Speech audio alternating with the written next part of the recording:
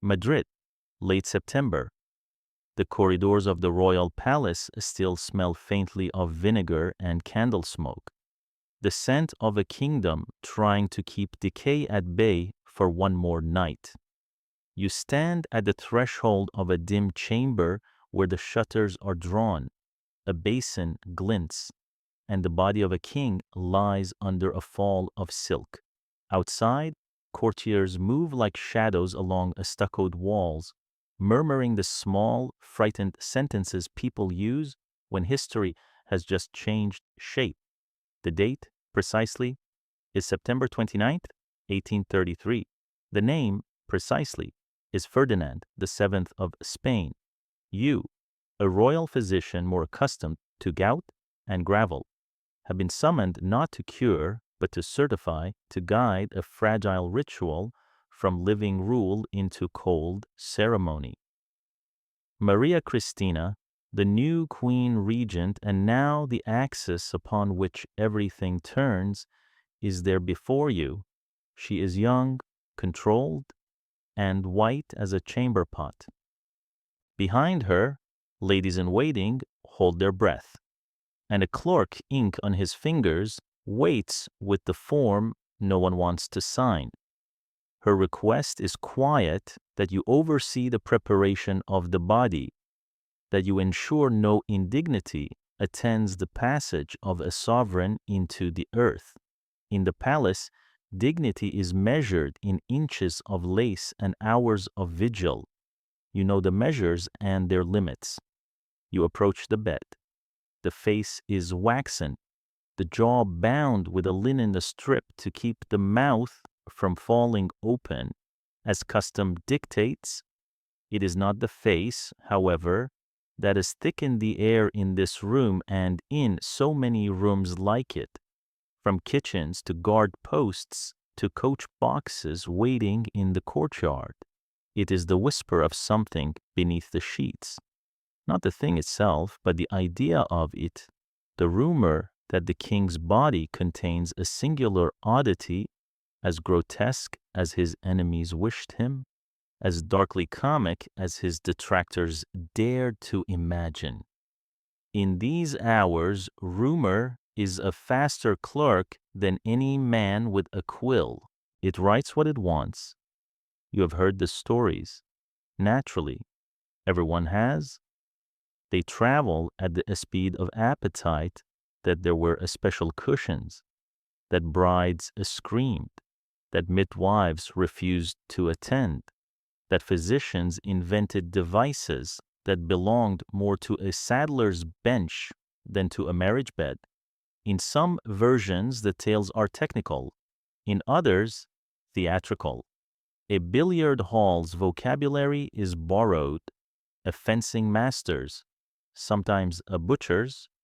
You have read enough case note in your life to know how the body invites metaphor, and how metaphor, once admitted, insists it was evidence all along. And then there is the most lurid of all, that you will be asked to preserve the object of this rumor in a jar, to embalm a legend to outlast the man. No one in this chamber has said any such thing to you. No order has been brought, no ecclesiastical permission sought, yet the story exists already, as if an invisible pamphleteer were standing at the foot of the bed, pen scratching, delighted.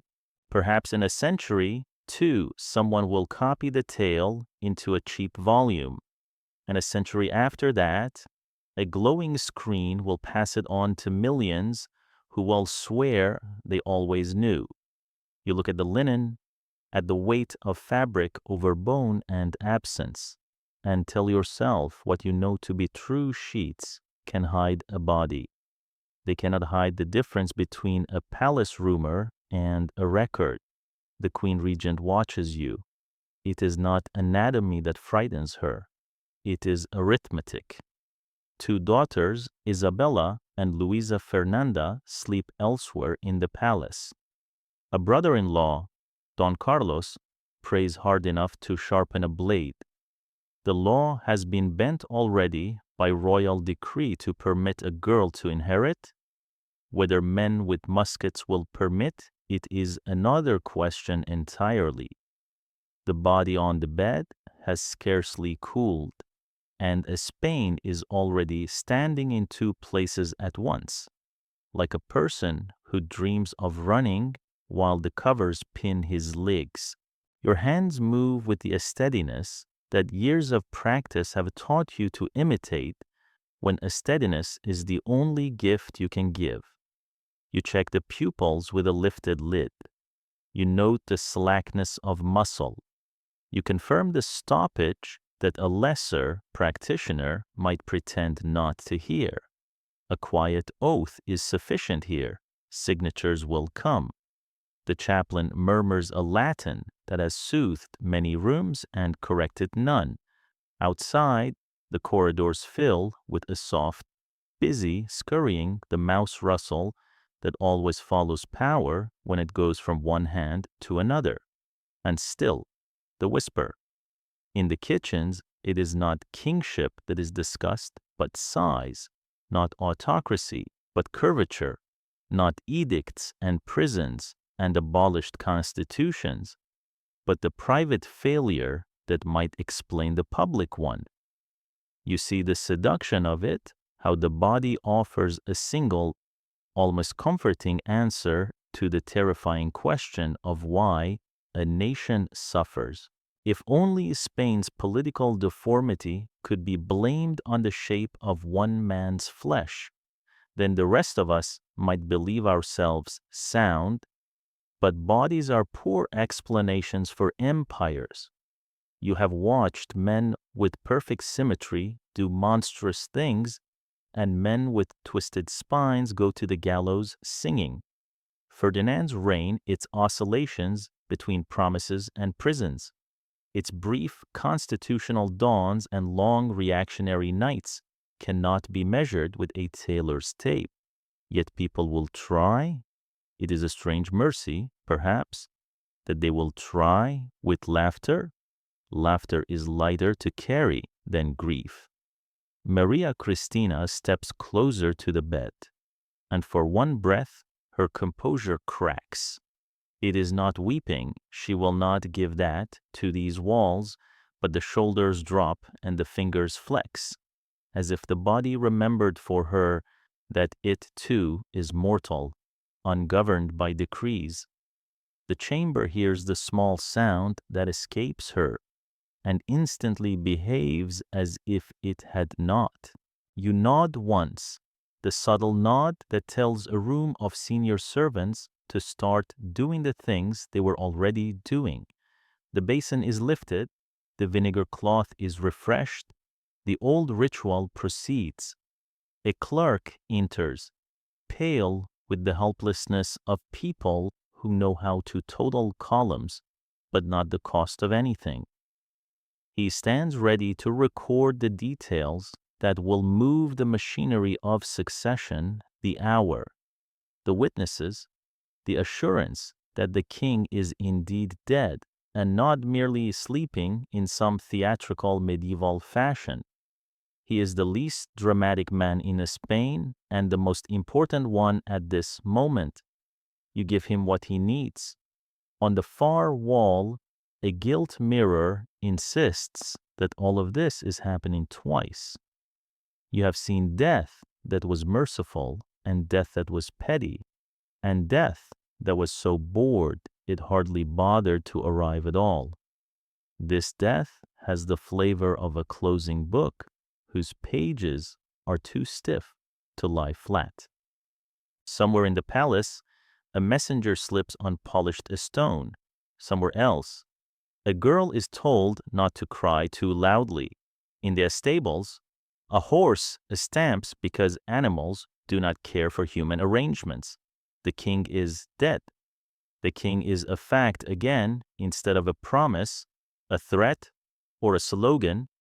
The rumor, however, is more alive than any of you. It slides under doors.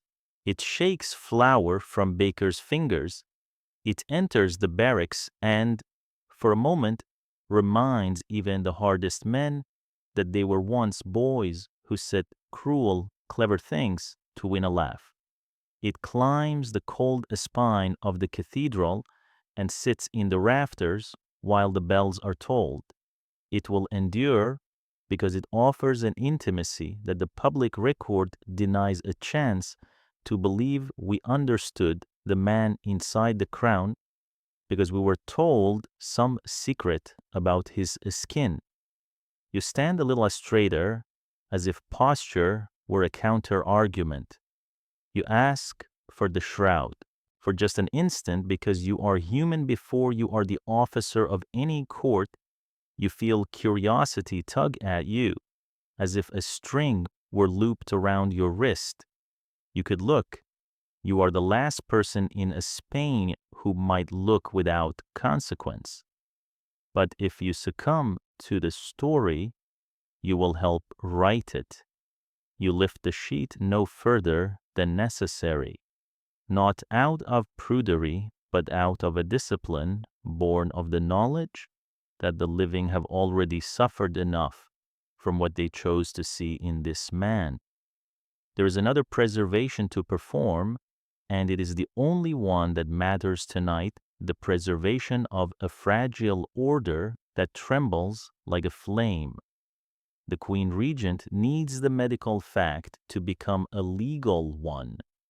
The legal fact must become military obedience, and obedience must, with luck and prayer and a little raw fear, become peace long enough to crown a child. There is no jar for that. There are only documents and oaths and the steady theater of procedures everyone pretends to believe in because the alternative is a bonfire. When you step back, the chaplain closes his book. The regent's face is already arranging itself into the expression that will be required for the long, hard months ahead, an expression that says, both I grieve and I command. She does not speak again, and she does not need to. The room empties, the candles plod along their short lives.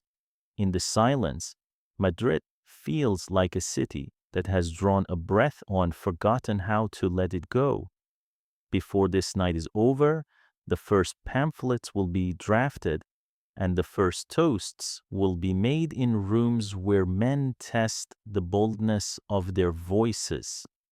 Before the week is over, loyalists and Carlists will begin to sort themselves by cousins and catechisms, by what they believe a father may give to a daughter. Before the year is over, the country will be at war with itself again, and none of that can be understood by a peep through linen. If you are to understand Ferdinand VII, you must begin not with the linen's shadow, but with the world that made him a dynasty that mistook blood for glue, a court that traded whispers as currency, a nation that kept testing whether it loved the crown more than it hated the man who wore it. The bid will go cold, the rumor will stay warm, the truth will take longer.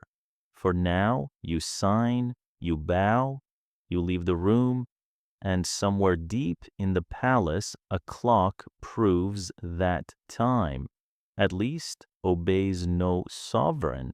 To understand the boy who would become Ferdinand VII, you have to walk first through a corridor of portraits, oil on canvas, faces in profile, the same noses appearing like a family password from frame to frame.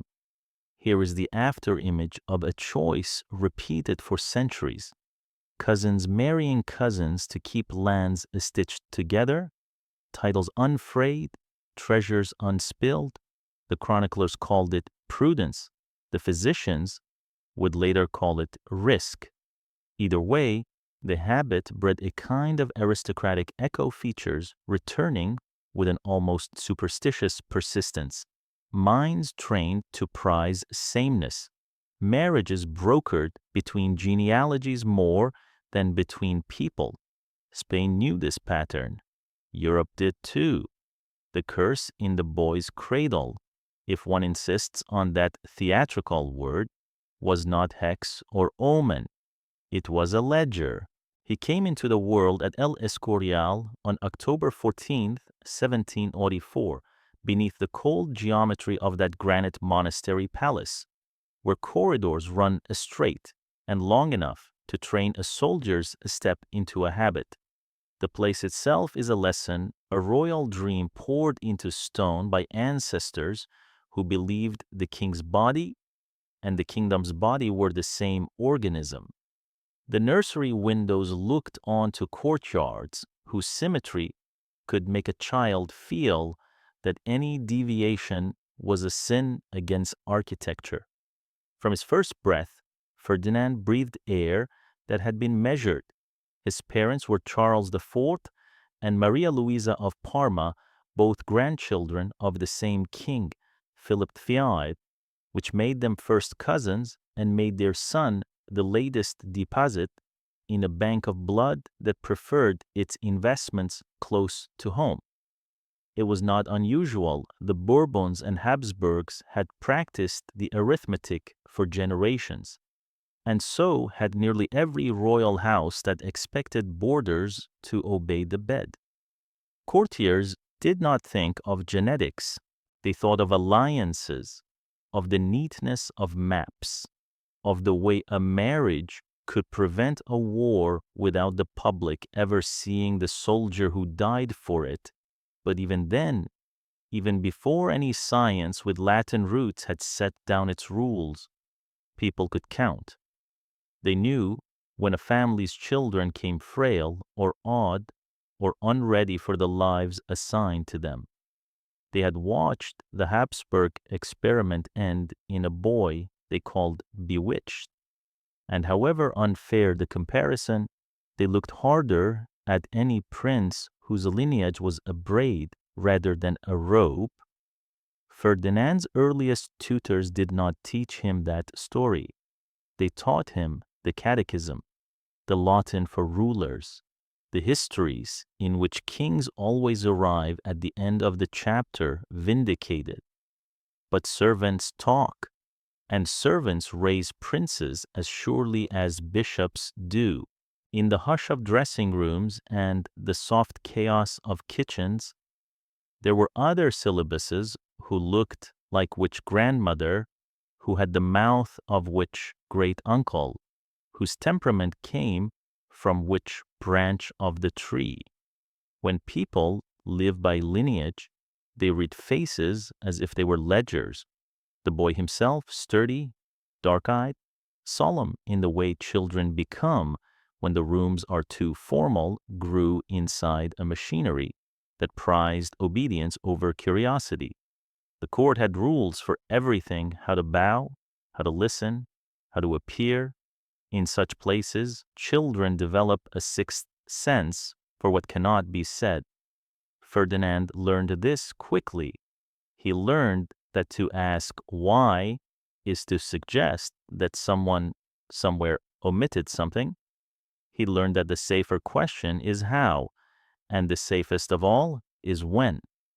The difference between a prince and a page is often nothing more than who swallows which questions first. In the galleries, the Bourbon faces watched him. Portraits do not give advice, but they do issue instructions. Continue us. If he smiled, it was a small smile, tight as a seam. The painters, when they came, recorded a stillness that could be read as gravity or as the early discipline of concealment. That's the trouble with royal childhoods, you cannot tell, while they are being lived, whether a prince is learning a strength or a secrecy, patience or calculation. It is only later that the world announces what those lessons were for.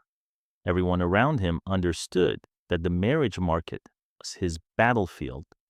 Before he could ever sign a decree, his body would be made to negotiate. A princess would be found across a map of Catholic Europe. Her dowry and ancestry weighed like spices on a scale. The joke, if it can be called one, is that the people who talked most about mystic destiny also used marriage like a carpenter's square. Squareness became virtue. What matched became moral. Cousin after cousin, aunt to nephew, some generations back. The kingdom's defenses built not of walls, but of weddings. When people call Ferdinand cursed, they reach for an easy rope that shortens the conversation. Curses are narratively efficient, they absolve everyone else. But what truly pressed upon the boy was not a supernatural condemnation, it was a culture that mistook heritage for health, that hardened the path beneath his feet long before he set his heel to it. And it was a palace in which the most important adults in his life, his mother and her favorite, the handsome minister who bent governments like willow branches, were teaching him, by demonstration, that power was the art of locating the lever and pulling it without being seen. We will come to Godoy soon. He is the lesson written in the margin of every page of Ferdinand's youth. For now, picture the boy alone in a long room with a globe. He spins it, stops it with his finger, finds a Spain. The paint is worn there. Children always touch their own homes first, and the land looks small, a block of color crowded by other colors. He has heard the prayers that include the Indies as if they were another parish.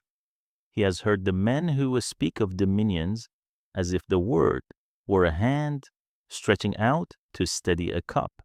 He has also heard the quieter news, the private words no minister puts in a report that ships are expensive to arm and more expensive to replace, that colonies send less than they once did, that men in the Americas use phrases like rights and representation with the confidence of people who have read a different set of books than the ones his tutors favor. He does not yet know how these currents will push his lifeboat against rocks he cannot see. He only knows that maps look easier than they are. El Escorial gave him a schooling in severity. Granite inculcates a theory of the world. The rooms insist that order is beauty and beauty is proof. Step out of line and you ruin the picture. It is a good pedagogy if you mean to teach a boy to endure. It is a poor one if you hope to teach him to doubt himself in time to save others. He learned to bear. He learned to conceal. He learned here is the dangerous bit that inwardness feels like a strength. The women about him, his mother's ladies, the nuns, the older princesses could see what happens when you raise a prince to treat silence as a solution. It grows into a habit of secrecy that matures into suspicion. But palace women, though they often see clearest, seldom hold the pen. The men wrote more lessons on top of the earlier ones about Bourbon dignity, about Spanish Catholic mission, about the presumption, ancient as any royal house, that the king's flesh is a symbol before it is a person. In such a school, a child learns to think of his body not as a home, but as a banner carried into rooms and read by others for signs. The talk about the dynasty's blood, the whisper that clings to this boy's childhood like dust to a sleeve, was not a ghost story so much as a pretext. It excused flatteries and cruelties alike. If a prince succeeded, it was his sacred inheritance flowering on time. If he failed, it was the old blood showing through, as if people were cloth and destiny a persistent dye. This is not how people work. but it is how courts justify the things they cannot otherwise explain. Years later, when pamphleteers wished to mock the man, they would convert this same logic into spectacle, drawing lines between genealogy and bedroom, between dynasty and deformity, as though a nation's sorrows could be diagrammed on a family tree. It is always tempting to reduce a life to a single cause. Temptation is a craftsman that never lacks customers. What did the boy understand of all this? Less than the adults believed, more than they feared. Children in palaces learn to translate tension before they learn to write their names. He knew when laughter was too loud. He knew when a title was pronounced with a shade of disrespect. He knew that when his mother's favorite passed through a doorway, the air changed temperature. And he learned that the line between being observed and being appraised is thin enough to slice. In time, the world would come banging on these doors. Revolutions abroad, bankruptcy at home, ministers with flexible spines, a father who preferred hunting to hard choices, a mother determined to outstare any adversary, the ingredients of a reign that would be part tragedy, part farce.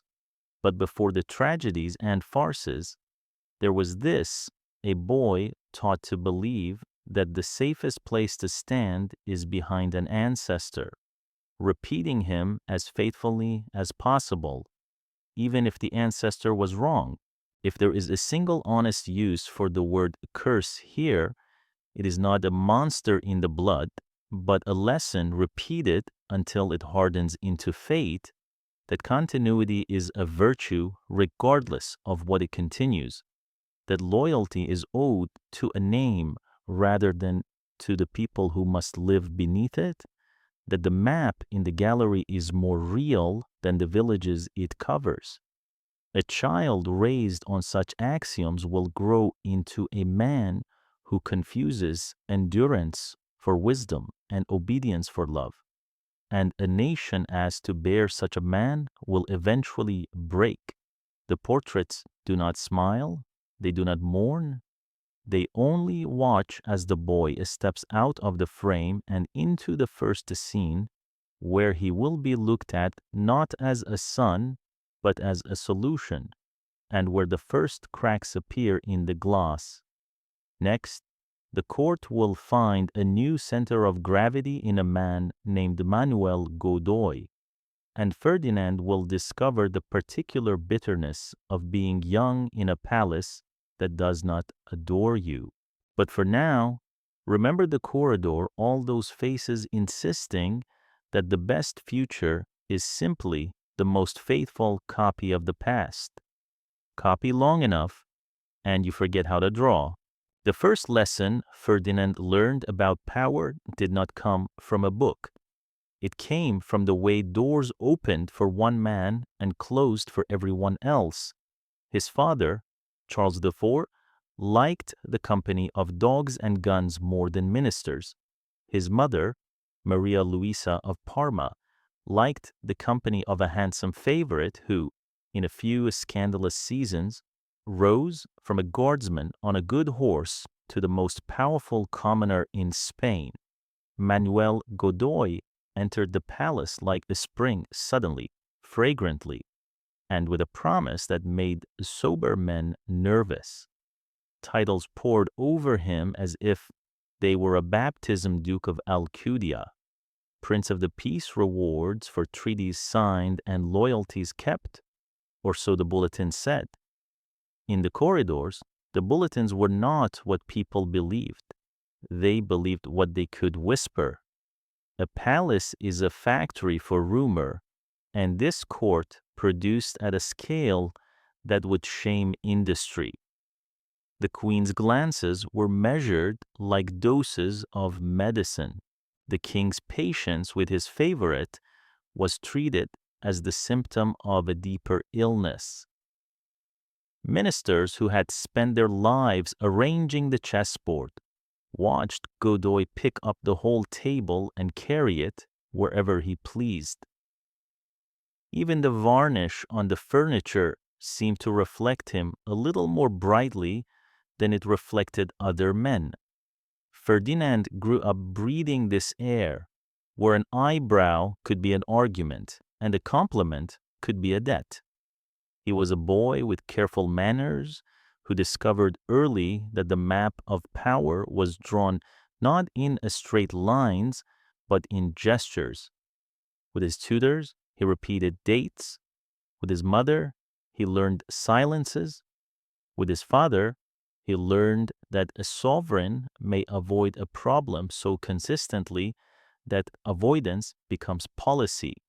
And with Godoy, he learned the most dangerous lesson of all, that the shortest distance between 2 points, desire and result, is a man who is willing to be both messenger and message. The court pretended to accept Godoy as the miracle of merit in a world of inheritance, but pretenses leave footprints. In the mess of the palace guard, men practiced being careful with his name. The syllables were hot to the touch. In salons, fans fluttered, and a barbed vocabulary sharpened itself on his ascent favorite, upstart, savior, thief. The Queen's ladies could catalog fabrics by memory and rumors by scent. They knew the difference between talk that would die by morning and talk that would be the talk for years. They did not need to name the intimacy that gossips assigned to the Queen and her minister. They only needed to navigate its weather.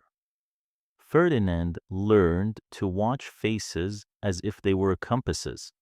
The needle that guided him most reliably was his mother's expression when Godoy entered a room. It was not love a child could understand. It was an alertness, a way the air changed pressure, the way people arranged themselves around a new center. He knew already that he was not that center. When courtiers bowed to him, the bows had the lightness of habit, as if they were paying a toll on a familiar road. When they bowed to Godoy, the bows had weight, the weight of men who know a gate when they see one. A boy's pride is a fragile greenhouse thing. It can flourish or it can blacken at a single cold touch. Ferdinand's pride was kept at a temperature that preserved it but never let it bloom. The painters who did their dutiful rounds through the royal apartments, Goya among them, recorded a court that looked like certainty and felt like improvisation. In family portraits, the king and queen stand as if the future were a family heirloom already catalogued for inheritance. Beyond the frame, the future paced with a soldier's impatience. Godoy's rise had its official narrative. Naturally, he had made peace when peace was needed and war when honor required it. He had navigated treaties and insulted enemies and whatever else bulletins could shape into a moral. But in the rooms where servants ironed cuffs and the rooms where ministers sharpened pencils, people counted costs. They counted the ships that sailed under poor orders. They counted the friends promoted, the enemies exiled, the petitions that disappeared into a favor's pocket and never returned. They counted the way the king's signature became a stamp that other men pressed into wax. For a boy who had been taught that lineage was the grammar of power, Godoy was a living irregular verb. People conjugated him in every tense. He flatters, he rises, he commands, he endures, he falls. One day he must fall. Ferdinand filed the conjugations away the way nervous children file other people's laughter. He took stock of slights real and imagined, and the habit that begins as noticing can, with enough repetition, become accounting. Later, his ledgers would contain names, but at first they contained feelings, the humiliation of being bowed to as a prince while seeing another man obeyed as a king. Was there kindness around him? Yes, in pockets. A tutor who enjoyed his Latin too much to use it as a whip, a groom who taught him to listen to a horse's breath, and therefore to his own, a prince's cousin who teased him as an equal for one afternoon, which is a sovereign gift in a world where rank cancels ordinary childhood play. But kindness, to a suspicious temperament, can be read as an intermission rather than as a theme, and a suspicion is a study he applied himself to with a zeal that impressed the wrong teachers. There were lessons in foreign policy he could not yet name, but could feel trembling through the floorboards. France was an earthquake across the Pyrenees, and the shock waves, constitutional words, guillotined meanings, armies with flags that pretended to be ideas shook everything nailed down and everything that wasn't. Britain was a sea-breathing animal that surfaced in Spanish harbors often enough to appear in nightmares. Godoy managed and mismanaged all this, and whichever he was doing on any given Tuesday, it was obvious that he was the one doing it. Ferdinand grew as the empire shrank. Such coincidences are poisonous to the mind of a prince. The palace had a choreography, and the boy learned it even as he despised the dance. You enter after your mother, before your father.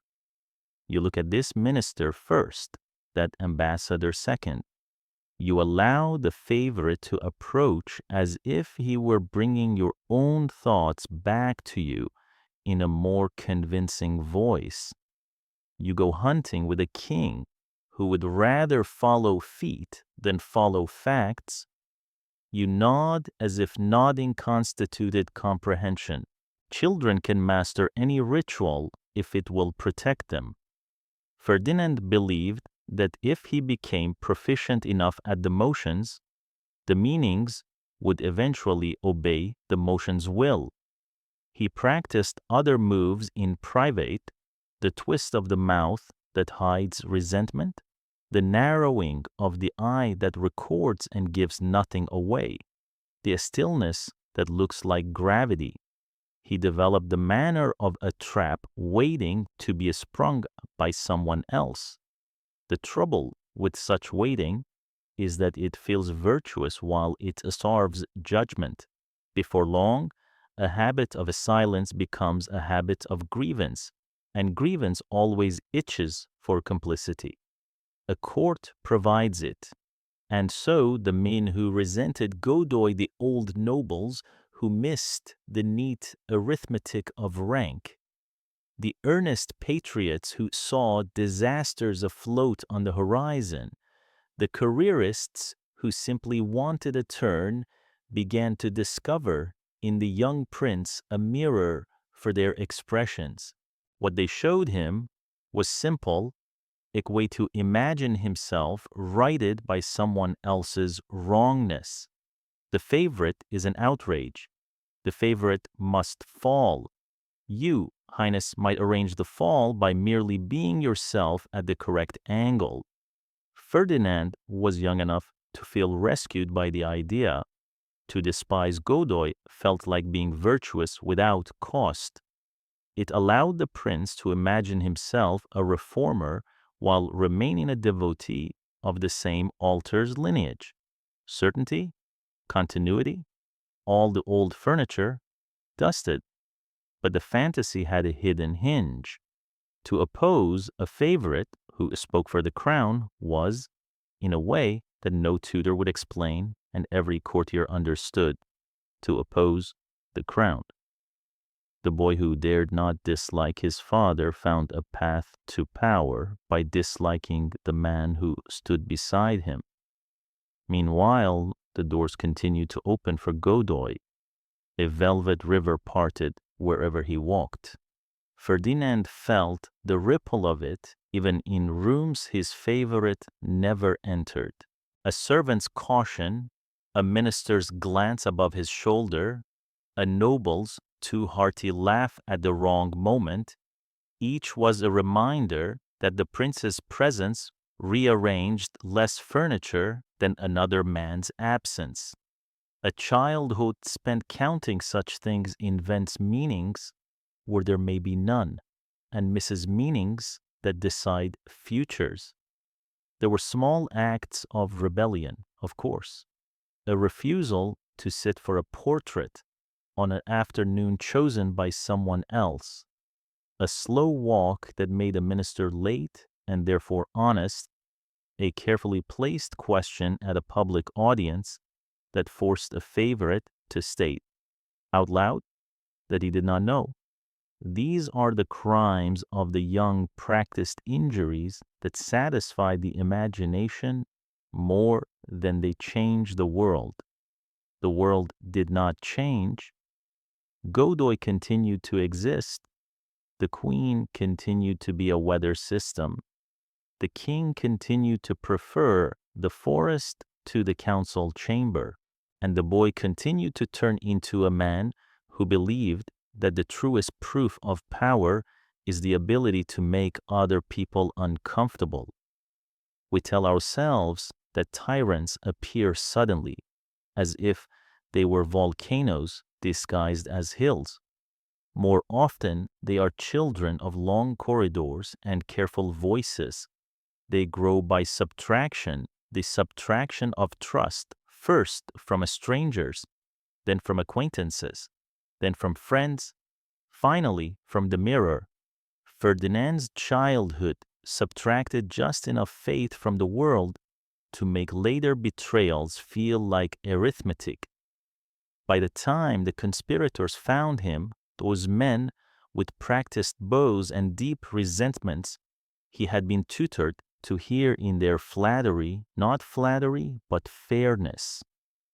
They offered him a story in which he was the injured, rightful thing, and the only way to repair the world was to place him precisely where he had been painted to stand.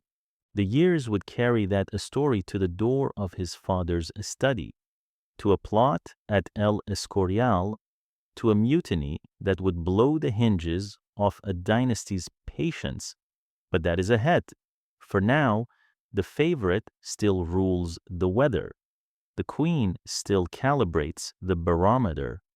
The king still whistles to his dogs. And a prince stands too close to a mirror, practicing a face he hopes will be believed when it finally matters. Before the prince ever learned to speak plainly to a minister, he learned how quickly a whisper can grow legs. Adolescence in a palace is not a season, it is an exposure. Voices that once cooed now appraise. Tailors talk in the language of shoulders and waists. Fencing masters talk in the language of wrists and lungs. Servants who know the color of the royal sleep add or subtract an hour when they pass the news among themselves. And around Ferdinand, the boy, turning into the instrument his surname required, there rose the sort of rumors that satisfy two appetites at once, the appetite for mockery and the appetite for explanation. If you can laugh at a prince, you can live with the fear he inspires. If you can attribute a nation's misfortunes to the shape of one man's flesh, you do not have to face the more complicated shapes of policy and power. The story had many versions. In some, the prince's body was an exaggeration of itself, an instrument out of proportion with the chamber that held it. In others, it was a geometry problem with angles that made the easiest human act unlikely, even dangerous. A jest that would outlive the jesters compared it to a billiard cue, thin at one end, clubbed at the other as if a weapon and a toy had been spliced together to make a man's private cross. No one produced a paper with a seal and a physician's hand upon it. But very few rumors in royal houses travel with documentation. They travel with repetition, which is a stronger passport. From time to time, a valet would swear over wine to a friend or over fear to a confessor that he had seen specialized cushions in the prince's chamber. Not the plump comfort of luxury, but contrivances of height and angle sewn to solve a problem a court would never name aloud. A laundress might tell a cousin that certain linens returned to her with a pattern of oils that suggested more preparation than romance and more discomfort than pleasure. A physician's apprentice, anxious to prove he had studied something brave, might hint that he had read notes so discreet they could only be about a subject that admitted no daylight. This is how rumor works. It lets each teller be the hero of his own proximity. Dignity demanded countermeasures. Boys mocked, men measured. Ferdinand learned to enter rooms with a stillness, the only armor that does not show its rivets. He controlled the choreography of his attendants' hands, the sequence in which a garment was removed, the exact angle at which a screen stood between himself and anyone who had not earned his trust. When a page once stepped through a door unannounced, the small mistake that is often a servant's last, the prince punished as if treason had been committed. The boy was whipped, the family posted out of Madrid with a haste that made a neighbor certain the rumor had bitten deeply enough to draw blood. Was it justice? It was message. Do not look, do not name, do not imagine that a prince may be seen at his weakest and not retaliate. And yet the very energy spent to deny a story can be the story's best advertisement. The court learned to register the small panic that accompanied unplanned entrances, the speed with which a flustered valet invented unnecessary errands. Women who might have soothed chose instead to speculate. Men who might have defended chose to smirk. Those who wanted the prince diminished old nobles jealous of his eventual power. Functionaries who enjoyed the secret leverage of gossip found in these tales a cudgel that cost them nothing to swing. There were apothecaries willing to sell a prince hope. Europe had never lacked for elixirs. Spain's shelves groaned under vials and phials that promised to correct the God-made with the man-made. Someone always knows a remedy that someone else swears on the honor of his patron's name will adjust what nature mismeasured. Powders of this, horns ground from that animal whose legendary potency could be borrowed by a mortal who paid promptly. A few concoctions offered restraint rather than enlargement, as if the arithmetic could be reversed by adding negative numbers, tinctures to make one thing a smaller, others to make it a stronger, and yet others that claimed to make the act itself more diplomatic, as if friction could be pacified with a chemical handshake. The prince who wished to be normal is a prince who will keep charlatans in silk. Physicians real ones, with difficult Latin lodged in their throats, were called sometimes to advise on devices. Not the lurid machinery of later imaginations, but the plausible furniture of an anxious century, supports that allowed angles to be gentler, belts that kept what needed keeping, pillows that turned an act into a manageable operation, in a court that could commission a cathedral to solve a calendar problem. It is not so far-fetched that a workshop might be asked to solve a matrimonial one, but it is just as true that every palace has a saddler, and every saddler knows how to stitch leather into any shape a nervous man requires, and from this coincidence springs 100 stories, most of them more entertaining than accurate.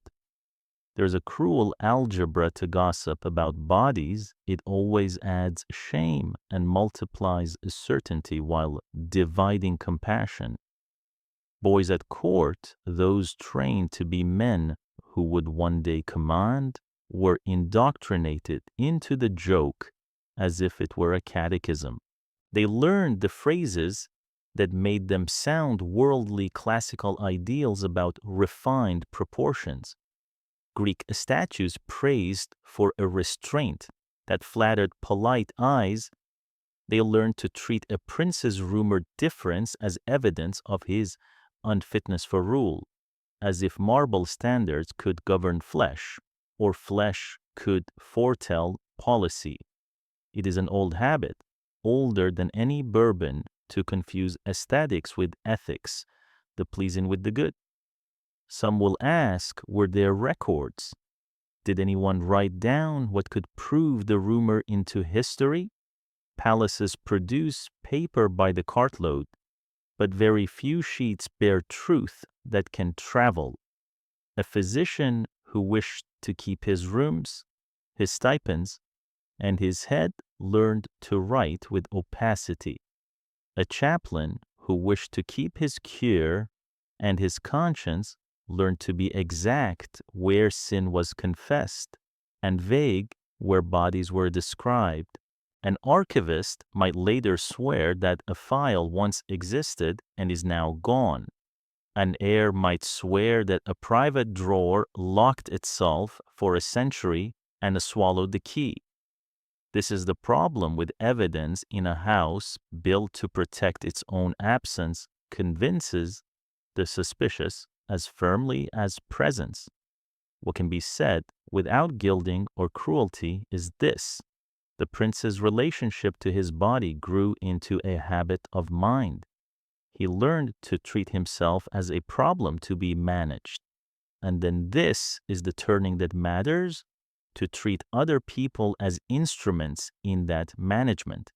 You see it in how he measured the room for leaks, in how he rewarded discretion with the care that looked like love and punished curiosity with a fury that looked like justice. You see it in how he learned to displace inward humiliation outward, trading the terror of being laughed at for the satisfaction of making someone else afraid. These are not uniquely royal lessons. They are the cheap wisdom of any boy bullied by rumor. Royalty merely equips a boy with more tools than most to act upon them. Meanwhile, Spain's larger body was changing. Beyond the palace, beyond the gossip's pleasant rooms, armies marched and pamphlets multiplied. But gossip has a way of pretending to be analysis, and analysis has a way of pretending to be a cure. Ministers, whose duty was to prepare a boy for a state, found themselves soothing a young man's fear of being a joke. It is hard to teach constitutional history to someone who has spent his morning negotiating with a mirror.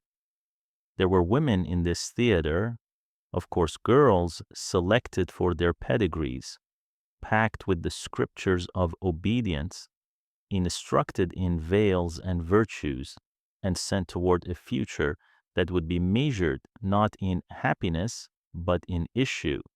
Some would be kind, some dutiful, some terrified.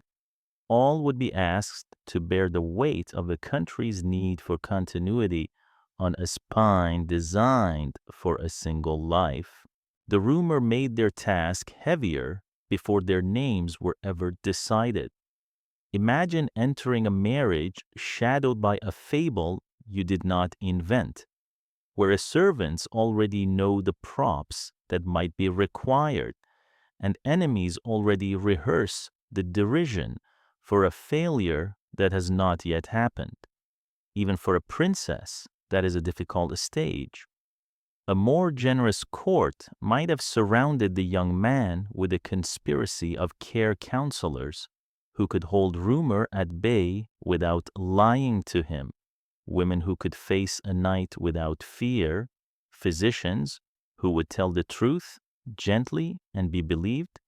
But conspiracies of care are rare where conspiracies of interest are common.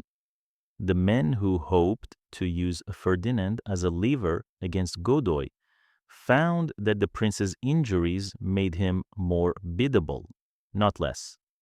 Insult galvanizes ambition. Shame is a solvent that loosens scruples. If you're convinced the world is laughing at you, you will accept allies willing to promise silence at any price.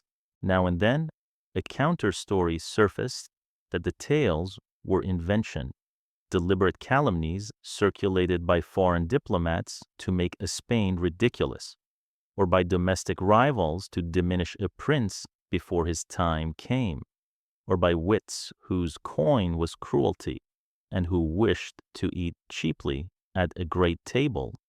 These protests did not travel as quickly. Honesty seldom does when a joke has found its audience.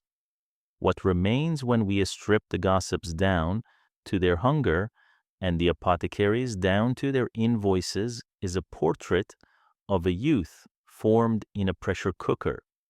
Ferdinand became the sort of man for whom secrecy was not only a preference, but a principle, a policy one could pursue with the same vigor others reserve for justice. The body had taught him that disclosure equals danger. He would apply this theorem to friends, ministers, nations, and so the stage is set. A prince with a grievance disguised as dignity, a court trained to use embarrassment as leverage, workshops that could fashion any object except trust, physicians who could write prescriptions for everything except peace. Add to this the larger world, France shaking thrones with a new vocabulary, Britain prowling the seas, America humming with its own experiments, and you have the makings of a reign in which rumor will share the throne with law. The first marriage approaches, and with it, the test of whether all the palace's strategies can turn private fear into public stability. Few experiments have ever been so personal or so political. The wedding was a spectacle assembled with the precision of liturgy and the expense of penance. Barcelona glittered in October 1802 when Ferdinand, Prince of Asturias, married his first cousin, Maria Antonia of Naples and Sicily. Flags were reread as if the wind might have mispronounced them the first time. Balconies learned a new verb to overflow and did it everywhere. The court called it alliance. The streets called it blessing. The accountants called it ruin postponed. The bride was 18, clever-eyed, with a profile that remembered Vienna through her mother, Maria Carolina of Austria. The groom, nearly the same age, carried himself as if gravity were a virtue and silence a shield. They looked correct together in the way arithmetic looks correct, which is to say, convincing until life asks for change. Everything about the match was doctrine, Bourbon to Bourbon, Naples to Madrid, cousin to cousin, so the map would not have to learn new shapes. Yet beneath the brocade of inevitability ran a wire of volatility. Queens are not just mothers-in-law, they are weather systems. And Maria Luisa of Parma, Ferdinand's mother, was a high-pressure front that refused to move. She despised her Neapolitan counterpart with a vigor that could bend table legs, Maria Carolina, sister to Marie Antoinette, survivor of revolution, strategist with a rosary in one hand and a ledger in the other. The daughters of such women do not go unescorted into foreign palaces. They are accompanied by expectations that occupy whole corridors. Maria Antonia arrived not simply as a bride, but as an advance party for her mother's will. Madrid braced. The ceremony itself offered all the consolations ritual can buy. Organs asserted that love is measurable. Incense asserted that God agrees. There were jewels arranged in geometries that argued for permanence. And a city, a great seaport of a city, murmured as if trying to convince itself that this, at least, was fixed in a century that refused to be. Maria Antonia smiled the smile girls learn for formal portraits. Ferdinand held himself in that particular stiffness princes adopt when they know everyone is keeping the score. Then came the closed door, the shut curtains, the smaller chamber where two people must do what all this theater had promised. Courts are tireless at providing for everything except tenderness. This one could arrange an empire and could not arrange ease. Rumor, never off duty, set to work at once.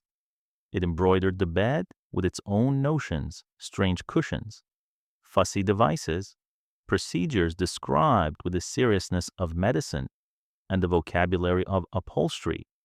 Were there oils? Were there oaths? Were there physicians invited to a stand too near the threshold? No record accepted by sober history says so. But rumor does not need a clerk. It needs only appetite and an occasion, and palaces are generous with both. Maria Antonia, who had grown up between the heat of Naples and the frost of Austrian expectations, found in Spain a climate of surveillance. Her mother-in-law's dislike was not the petty acid of a jealous matron, it was a campaign. Gifts arrived that were half compliment, half trap fabrics that suited no one, jewels that looked like liabilities, advice that bruised even as it curtsied. Manuel Godoy, the favorite who could at times act like a whole government in a single human figure, operated near the young couple with the confidence of a man whose usefulness protects him from everything except envy. The bride learned quickly what the prince had learned over years, that, in this palace, affection and a strategy are twins who borrow each other's clothes. Did Maria Antonia and Ferdinand find any ordinary happiness in the first months? It is possible to imagine afternoons when the curtains were open, when the prince's solemnity slackened, and the princess's wit discovered a corner it could live in. They were young, youth will, when allowed, invent a private country, even inside a crowded capital, but court life taxes invention. The couple's private hours belonged to a public that was keeping ledgers of fertility and influence. Notes passed through salons as readily as pastries. Someone always knew what had been said about a cousin's cousin, and someone else always knew how to say it louder. As for the crueler stories, the screams, the devices, the physicians, called as if marriage were a difficult surgery, these belong more to the genre of scandal than to the discipline of history. What the record gives us are the pressures a dynasty without a modern heir, a prince formed in secrecy, a bride navigating hostility from a queen who had already chosen her villains. There are accounts that speak of pregnancies in 1804 and 1805 ending in miscarriage. Sober voices record the losses without theater. Less sober ones wrap them in malice, as if sorrow could be made political by whispering it often enough. If there were such losses, one can measure their consequence without embellishment. A palace that expects an heir treats a young woman's body as a clock that has stopped, and the hands are shaken by everyone but the timekeeper. The bride's health faltered. Whether it was consumption, court, or both is a question people still ask when they do not want to hear that life refuses single causes. What we know is that Maria Antonia dimmed. A palace is very bad at caring for the fading. It prefers the dramatic. Into that gap, poison rumors poured the old calumny by which the powerful stain those they already hated. In some versions, Maria Luisa of Parma is a poisoner with the fan. In others, Godoy sources the vial from a chemist who never existed. The attraction of such tales is obvious. They give grief a villain with a face. But grief often has no face, and medicine in 1806 had too many limitations to require malice as an explanation. The neatest story is seldom the most honest one. She died in May of that year, 21 years old, and Spain did that peculiar thing nations do for princesses. They never truly pinned their hopes to it, mourned politely, then argued immediately about what her death meant. For her mother, far away and famously indomitable, the news was tinder for a fire that had been waiting for flame. Letters crossed borders that summer bearing the sort of sentences that detach from grammar. For Maria Luisa, it was one more opportunity to hate and to be believed for hating. For Godoy, it was the removal of a piece from a board he had every intention of playing to the last move. For Ferdinand, it was the sort of loss that can rot into grievance if not aired, and there's no fresh air in rooms that hide everything. A decent kingdom would have let the prince be a widower before making him a policy again. Spain, hemmed by debts, by French moods, by British teeth, by the slow mutiny of its American dominions, did not have the leisure for decency. Ministers took out their almanacs, if not this bride, then another, if not one alliance, then the next.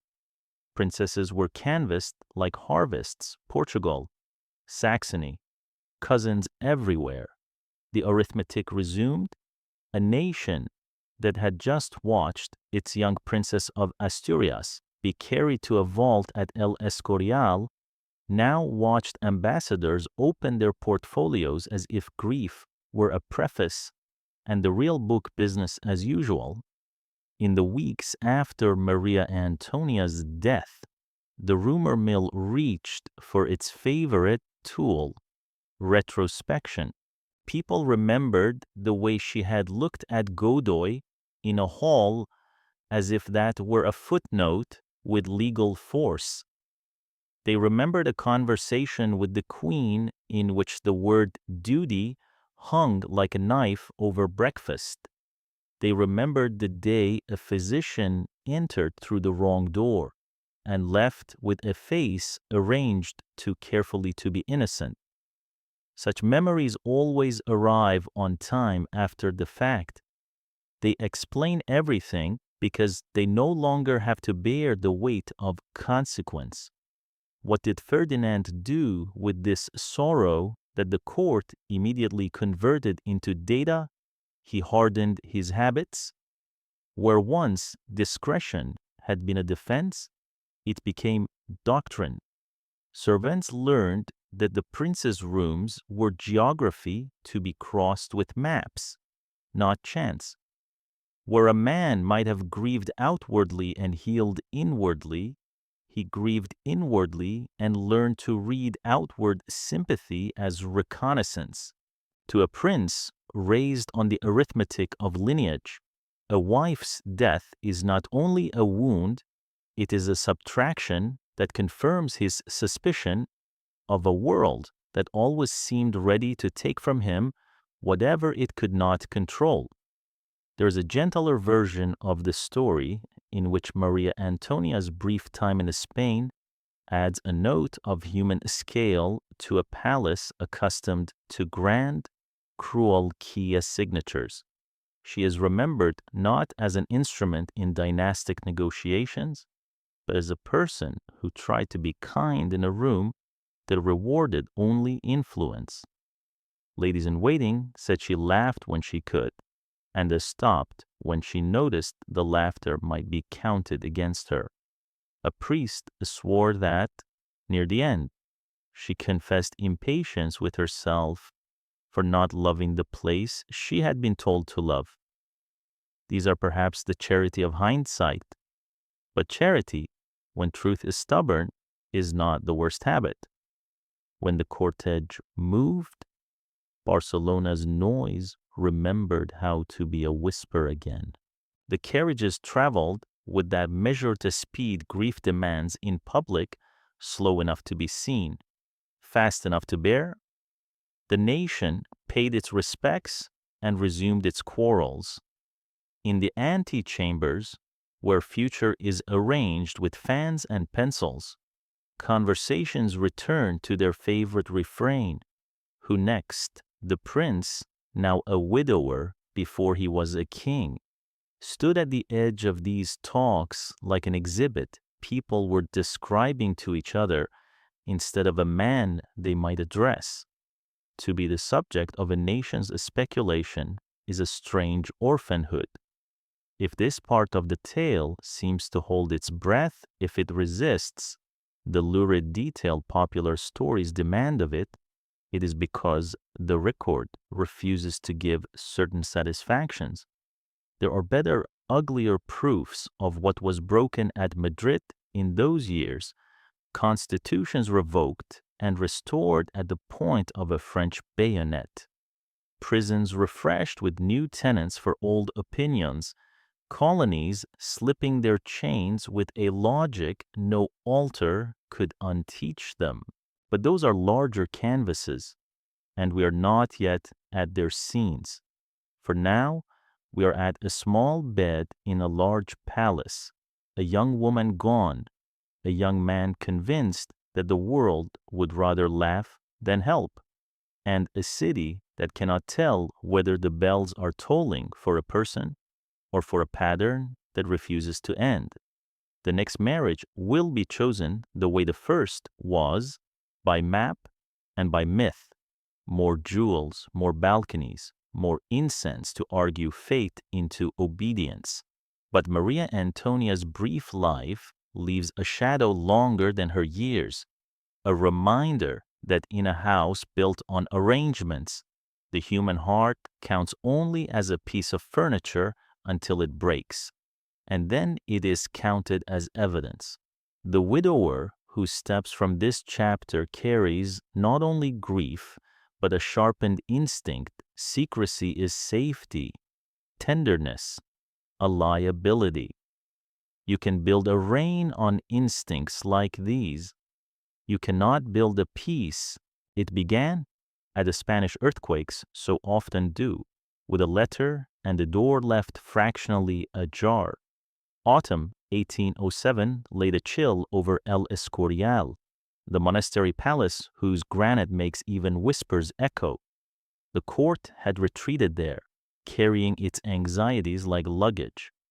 Outside the cloisters, Europe moved with a speed that frightened maps. Napoleon's troops marched as if borders were suggestions. Britain bit at the sea lanes. Portugal, England's old friend, refused to bow. Inside, a different campaign unfolded. A prince chafing under a favorite propped against a tottering king, and a nobility that had waited long enough to remember its own appetite. They called themselves Fernandinos, the men who gathered around the Prince of Asturias and practiced sincerity like a trade. Some were patriots, some were professionals of resentment. Many were simply tired of kneeling to Manuel Godoy, the Prince of the Peace, whose rise had taught Spain how quickly rank could be manufactured when a monarch's attention wandered. To these men, Ferdinand was not merely a son, he was a lever. Their talk was seasoned with antique virtues, honor, tradition, the kingdom rescued from upstarts and assaulted with a modern calculation if the favorite falls. Who replaces him? The letter was the hinge. Ferdinand, tutored by flattery and grievance, had written to the only man in Europe who seemed to open every locked door, Napoleon inquiring, obliquely and then not, whether a Bonaparte bride might be found for a Spanish heir, marriage as guarantee, alliance as absolution, put a French princess beside the prince, and the world might stop shaking under Spanish feet. It was the sort of plan men make when they have learned to let other men do their daring for them. The letter did not travel far. Godoy's web part guard, part gossip, part professional hunter's instinct caught it. What followed at El Escorial later in October had the grave choreography of a family drama pretending to be a state trial. The King Charles IV, weary and more comfortable with pheasants than with plots, faced his son across a room that magnified a silence. The Queen Maria Luisa stood as a kind of weather pressure rising, eyes bright with the satisfaction of a prophecy fulfilled. Ministers arranged themselves like furniture that might at any moment be sold. Ferdinand did not roar or deny. He did what frightened men of his training do. He bent. There are documents in which we can still hear the bend his confessional letter of November, ladled with submission, heavy with names that were not his father's or mother's. Names of noble allies lifted cleanly from the prince's conscience onto safer shelves. He begged forgiveness. He betrayed. He called his conspirators, explained his intentions as if intention were a balm, and placed himself in the old Spanish posture of the errant son at the feet of a merciful father. It was a performance with a single, necessary audience, not the court, many of whom smiled without their eyes, but the king, who held the key to his future. The pardon came. Official Spain exhaled the exhalation of people who prefer embarrassment to civil war. Godoy could not forget. The favorites of Europe learned two rules. The king's mercy is a coin that spends only at one counter, and the prince's apology is a promissory note with no maturity date. Ferdinand was returned to his chambers, to his tutors, to the slow, furious work of turning humiliation into resolve. The whisper that had followed him since boyhood about cushions and oils and the tyranny of his own biology found a new companion, the whisper that he was faithless, that he would save himself by drowning his friends. In palaces, people carry such twinned tales like matched pistols. Beyond the granite, the world accelerated. In November, Spain signed the Fontainebleau Pact that invited French troops to cross the peninsula and seize Portugal in partnership, an invitation Napoleon treated as a key to more doors than were offered. Columns in blue marched south like weather systems. Spanish towns counted boots, not promises. Godoy, ever the improviser, read the wind and drafted a plan to take the royal family toward Andalusia and onward, if need be, to Cadiz, where the fleet and the sea might serve as ramparts if France decided that an ally makes a convenient host. The court's two rhythms, panic and pretense, collided. By spring 1808, the palace had shifted to Aranjuez, a royal town where gardens pretend that politics can be arranged like fountains. Here, the patience of men and neighbors snapped. The rumor that the favorite meant to flee with the royal family became the rumor that the favorite meant to flee alone. The rumor that France was an ally became the rumor that France had already conquered Spain with Spain's permission. Crowds do not require footnotes. What they require is a figure on whom to spend their rage and a figure to invite into their gratitude. On the night of March the 17th, 1808, Aranjuez learned what its own voice sounded like when it stopped being polite. The royal carriages stood ready. The king's household half disassembled their lives into trunks. Godoy's rooms were a battlefield of papers and plate. Then the town rose. The royal guards, who had never loved their orders as much as they loved their country, relaxed at precisely the wrong seams. The populace is stoked by aristocrats who hated Godoy, by officers who had taken the prince's measure, by the general exhaustion of a nation embarrassed too often in public, surged.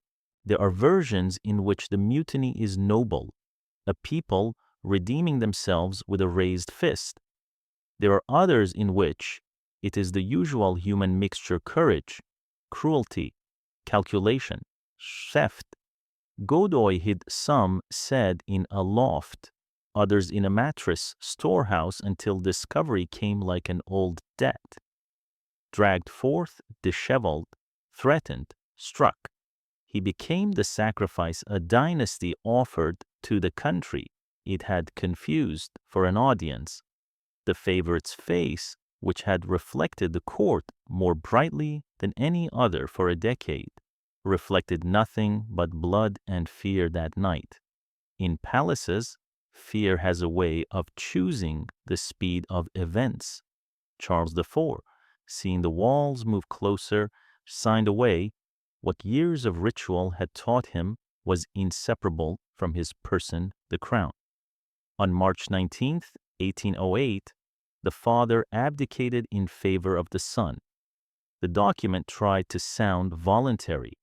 The corridors in which it was prepared told another a story. Maria Louisa raged at Godoy's ruin, at her son's triumph, at the cold arithmetic of a people who applauded the prince because they wanted a king and not because they wanted Ferdinand. The old order, propped on a favorite, collapsed not under argument, but under the push of hands. Ferdinand entered Madrid a few days later to the popular roar that baptizes a monarch with promises he cannot possibly keep. They called him El Deseado, the desired, because nations like to rename their hopes so they can pretend hope is a plan. He wore the gravity he had practiced in mirrors and found, to his surprise and his delight, that when he walked into a room, people moved as if the furniture had at last discovered its proper arrangement. Godoy, beaten, despised, barely alive, was a cipher carried off the stage. Charles and Maria Louisa shrank into their private furies. The prince had been the instrument of other men's ambitions long enough. Now he had the throne, and the men who had used him would have to become courtiers again. But if Aranjuez was a victory, it was the kind that teaches the wrong lessons. It taught Ferdinand that crowds could be a cudgel with which to negotiate family, that betrayal of allies and overthrow of a minister could be called a patriotic cleansing, that a letter to a foreign power could be a mistake, and a riot could be an argument. Most dangerously, it taught him that the problem with his life had been the favorite rather than the habits that had produced the favorite. Palaces love scapegoats. The scapegoat allows the palace to remain a palace. Outside the cheers, beyond the new king's cautious smile, something else was moving. The French invited in to take Portugal, indulged to remain while Spain rearranged its furniture, were not in the habit of playing porters. Napoleon watched a country that had already toppled its favorite and forced its king to abdicate, and he did the addition any general does. When a partner looks weak, he counted opportunities. His troops were already in key towns. His marshals were already writing reports that read like recipes. His letters to Ferdinand sounded friendly in the way men sound friendly when they are measuring a doorway with their eyes. For the moment, Madrid chose to enjoy the echo of its own exclamation.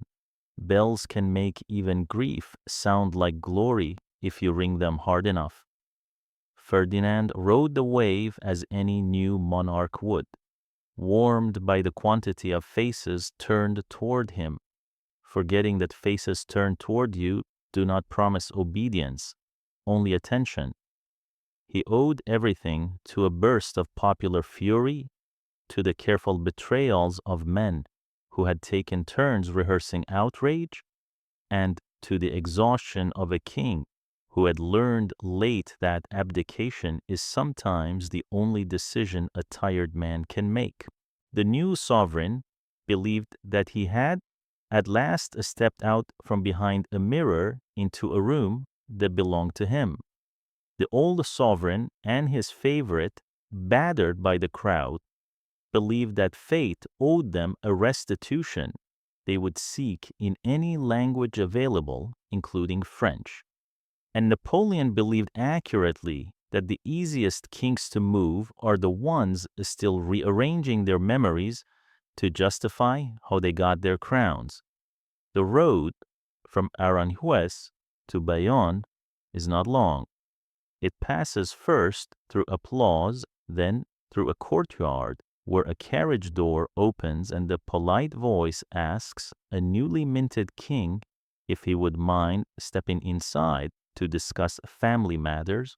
For now, hold the image that Spain chose for itself that March, a garden town learning to roar, a favorite pulled out of hiding into the judgment of a people, a father stunned into surrender, a son elevated by the ghost he thought he had summoned himself.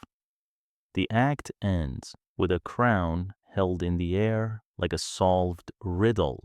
The next scene will reveal what the riddle actually asked. Bayonne looks harmless on a map, tidy letters, near the French side of the Pyrenees. A place water meets a stone and diplomats meet family. In the spring of 1808, it was a doorway disguised as a parlor. Ferdinand, newly crowned by the gust of Aranjuez, arrived there in a carriage that smelled of leather and good intentions. The French received him with all the silks a trap can afford. Napoleon himself compact, conversational, a man who could make generosity sound like geometry suggested that all this Spanish unpleasantness might be settled if father and son would simply step inside and speak plainly. Plain speech is the one thing courts do not know how to do. Bayonne had rooms for that. First the father appeared, then the favorite resurrected by French courtesy, then the son who believed, because he needed to, that a polite hallway could lead to a polite future. The Bonaparte method was practiced now across a continent that had learned to panic when his couriers changed horses, propose clarity, rewrite it as convenience, call the result peace. In private, papers were placed in front of trembling men. In public, smiles were arranged for balconies. By May, signatures had accomplished what cannon usually require renunciations in a neat French hand, abdications stacked like plates. The Spanish crown, once an heirloom, was reduced to a transferable asset. Napoleon pocketed it briefly and then placed it on his brother Joseph's head, as if a kingdom were a hat. Madrid learned the lie before Madrid learned the news. On May 2nd, the city rose with the reflex of a body whose throat has been grabbed. The French cavalry, the Mamelukes in their foreign colors, cut through crowds that shouted not politics, but the oldest words of a people who discover they are being used.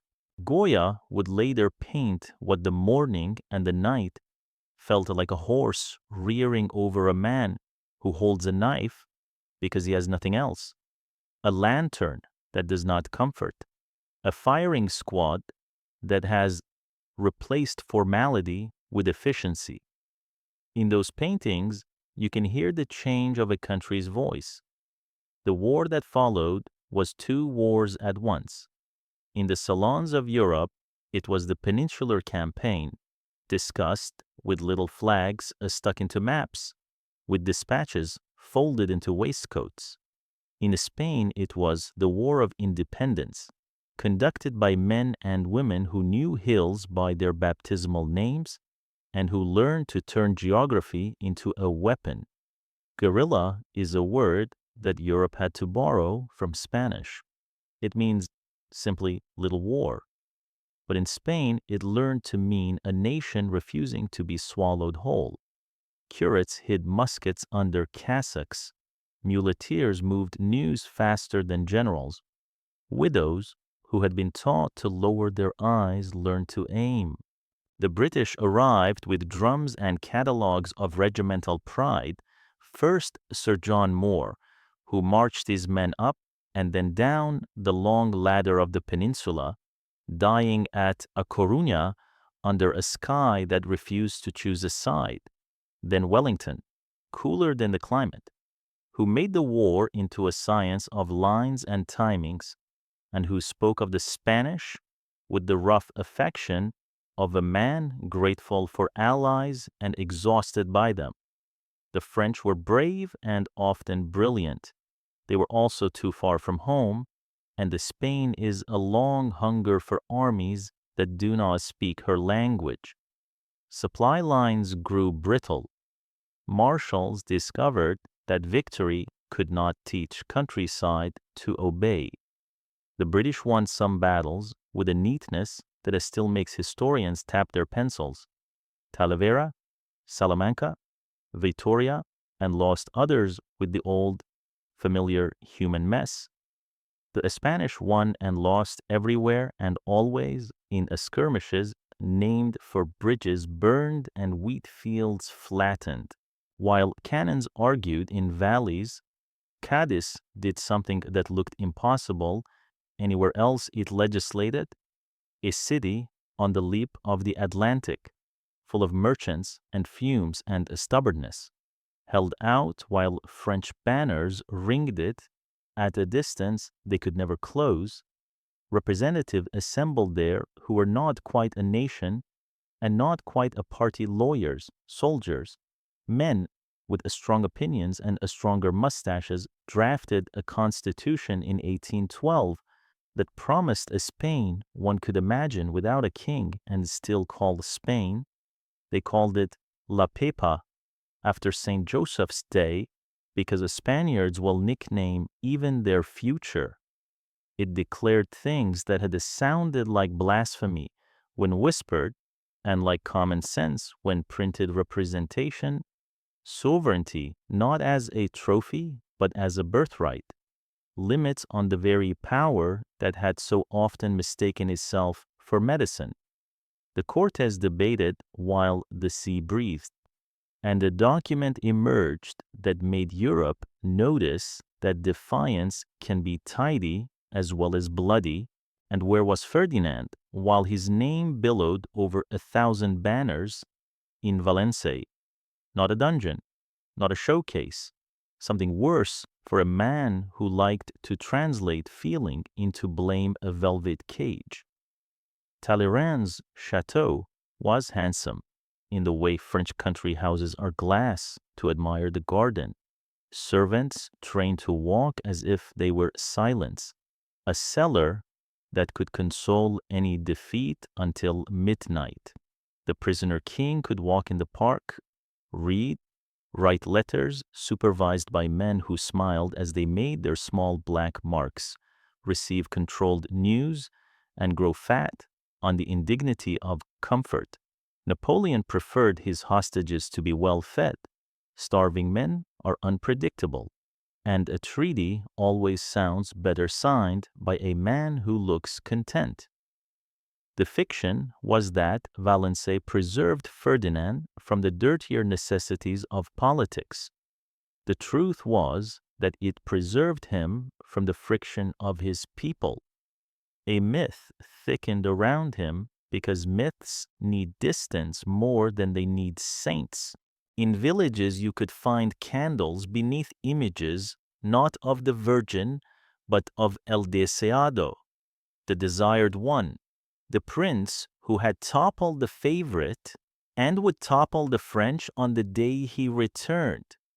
That he was spent his days hunting in a French park and his evenings negotiating the etiquette of captivity did not trouble the story. Stories forgive their heroes everything until the moment they don't. Now and then, emissaries arrived with smiles that looked like locks. They asked for signatures, for assurances that, once restored, he would respect what had been accomplished in his absence. He practiced the art of the cautious promise. He promised as one, prays often, and with an emphasis that suggests sincerity while making no particular arrangements for the future. He watched the bulletins. He watched Europe's temperature like a physician without patience. When Napoleon triumphed, Valençay fell a smaller. When Napoleon stumbled, when, for instance, a winter chewed his armies down to bone as they retreated from a deeper map than any Parisian had ever drawn, Valençay's windows opened an inch wider. The war in Spain taught Wellington and the French both lessons. They were too proud to admit that a people with bad roads and good priests can be invincible by the simple mathematics of attrition. That brilliant men look less brilliant when none of the plans arrive on time. That a small war repeated often enough becomes a large war, and that the countryside will always avenge itself on men who mistake it for scenery. By 1813, battles with names that sound like beads on a rosary, Ciudad Rodrigo, Badajoz, Salamanca had prepared the way for a clarifying thunderclap at Vitoria. Joseph Bonaparte's baggage train, stuffed with treasures and paperwork and the brittle hopes of a puppet king, was abandoned in a valley that turned royal pretension into auction lots. The French retreated toward a border that no longer believed in them. Spain, bleeding and unruined, gathered herself into a stagger that looked suspiciously like a step. Valençay knew before Madrid did. Napoleon, surrounded by puzzles and suddenly running out of solutions, sent new papers. The treaty that bears the chateau's name proposed to restore Ferdinand to his throne on the understanding that he would unknot the complexities that Cadiz had tied, that he would reserve his gratitude for the hand that pretended to free him. The captive read, as a man reads a weather report that promises a spring and warns of floods. He signed, "A deal with an emperor is always more about the hour than the principle." This hour suited him. And so, in early 1814, while Europe's great game rearranged its pieces for a Congress that would redraw maps with the confidence of men who had never walked the distances they were redrawing, Ferdinand crossed back over the mountains that had made his captivity feel like an argument with a horizon. Spain, savage with joy, received him as if he had been a miracle kept in cold storage. They called him El Deseado again, with the relief people reserve for a word they have not been allowed to pronounce in years. Cavalry horses pranced, bishops rehearsed benedictions that would sound like coronations. Towns dusted their balconies and sent their prettiest daughters to crown him with laurel, as if antiquity had been waiting in a storeroom all this time and only needed fetching. He rode through a country stitched together by widows, held together by parish bells, and taught to live with hunger while men debated virtues on parchment. Banners that had once read nation now read king, because people prefer a single noun when they are tired. He smiled from a carriage and discovered that what he had practiced in mirrors throughout his youth still worked gravity that could be mistaken for depth, silence that could be mistaken for thought, blessing that could be mistaken for policy. Behind him, a long ribbon of expectation snapped in the wind. At the border, he had time, perhaps, to think a thought, both satisfying and dangerous, that the years had proved him right. The favorite was gone. The father was retired into obscurity. The French had been taught how stubborn a peninsula can be. The Spanish had kept his name burning like a lamp on a mantle while he survived his velvet prison. The Constitution scribblers in Cadiz, those energetic men with their clauses and their hopes, had done their work without him, and now he would resume his place, and everything would arrange itself around him as furniture always had. He told himself what all returning sovereigns tell themselves at least once, that love and legitimacy can accomplish what decrees never could. In the plazas, the cheer promised a future. In the tense crowds, always use present continuous. Long live the king, long live the king. No verb for what comes after the verb. No mention of the paper in Cadiz that considered kings only part of a sentence. No whisper, yet, of what the desired one would do when desire turned out to be an instrument rather than an end. For the moment, the carriage rolled on, the bells did their muscular work, and Spain, exhausted and exultant, allowed itself to believe that the return of a person could repair the weather. The wheel was only half a turn from its next click. The new reign would begin with a gesture that revealed how little the exile had altered the inner map of the man. But that is the next room. Tonight, torches made villages look like constellations brought down to earth. All the soldiers wept with the awkwardness of men who had run out of scorn.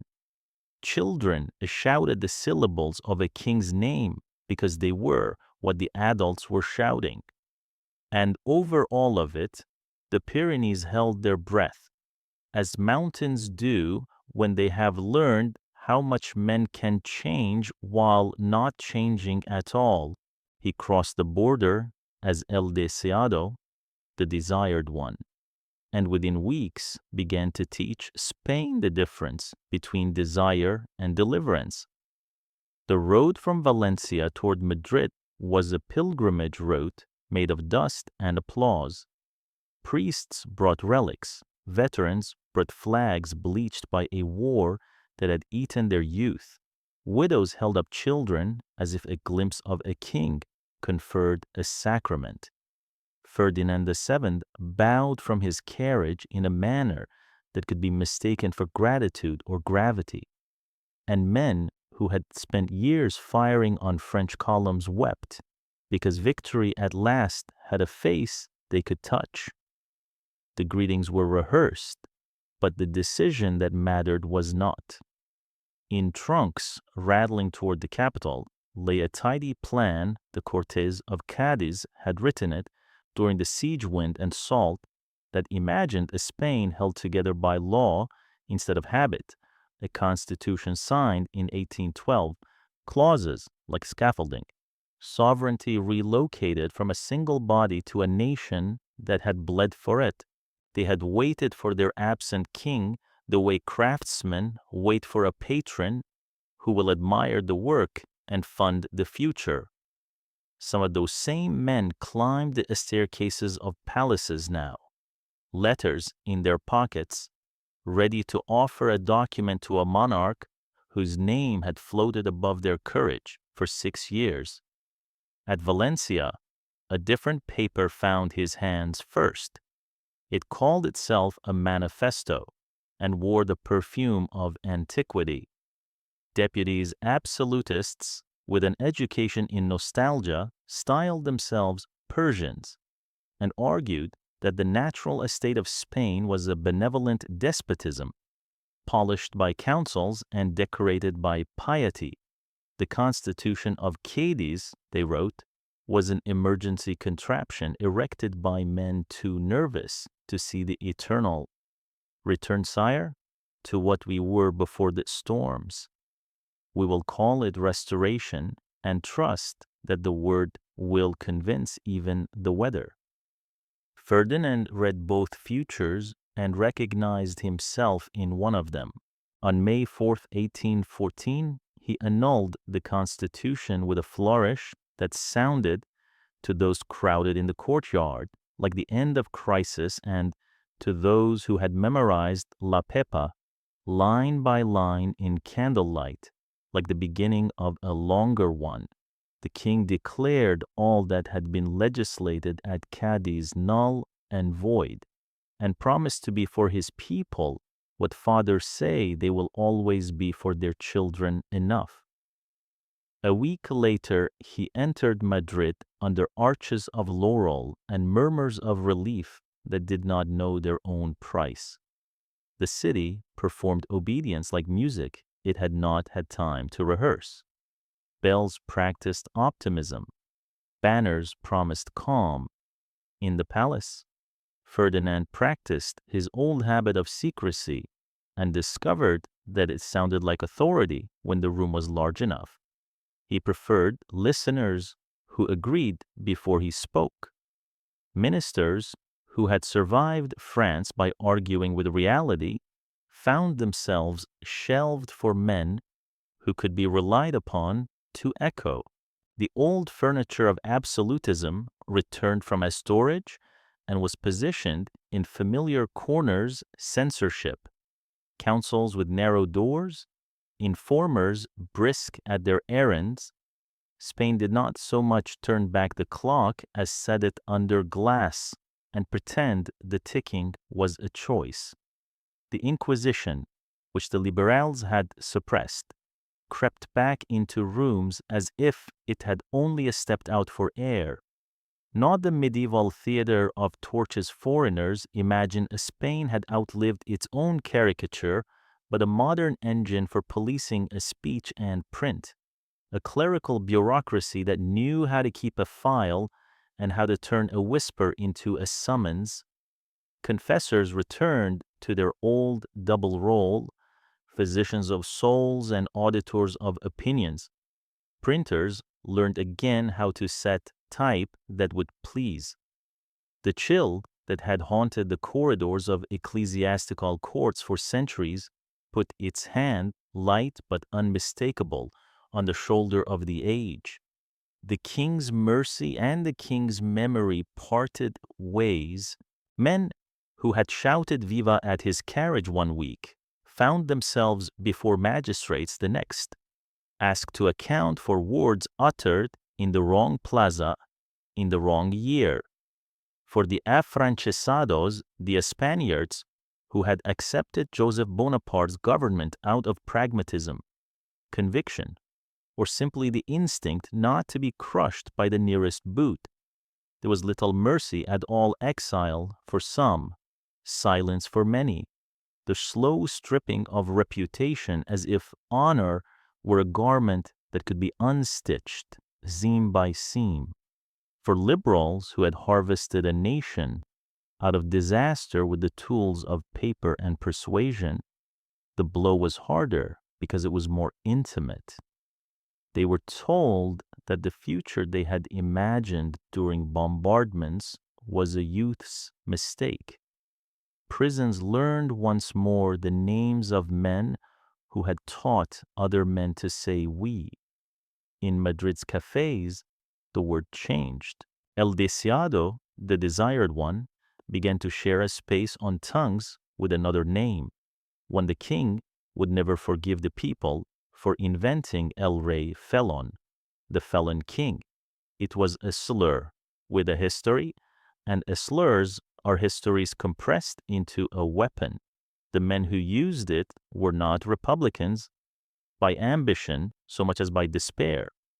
They watched the ink from Cadiz be rinsed from the page by a decree, and they understood that the war had been won without the lesson being learned. Goya, who had painted both the old absurdities and the new horrors, stayed on and kept looking.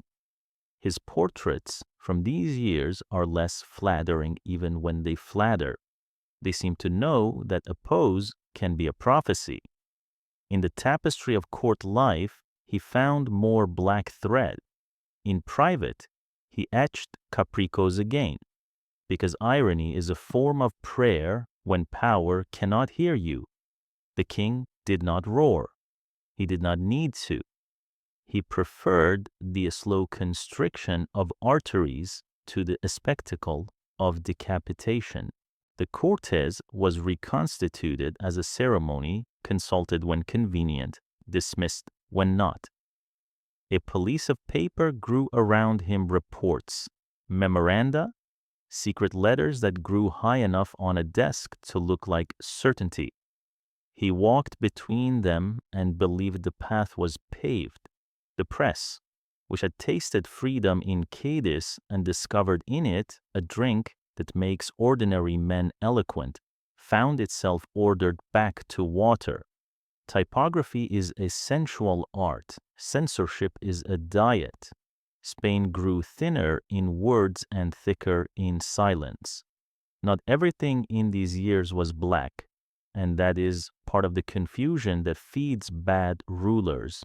The court patronized painters and architects, hired musicians, argued over a museum that would make the capital's collections more than a scattering of private prides.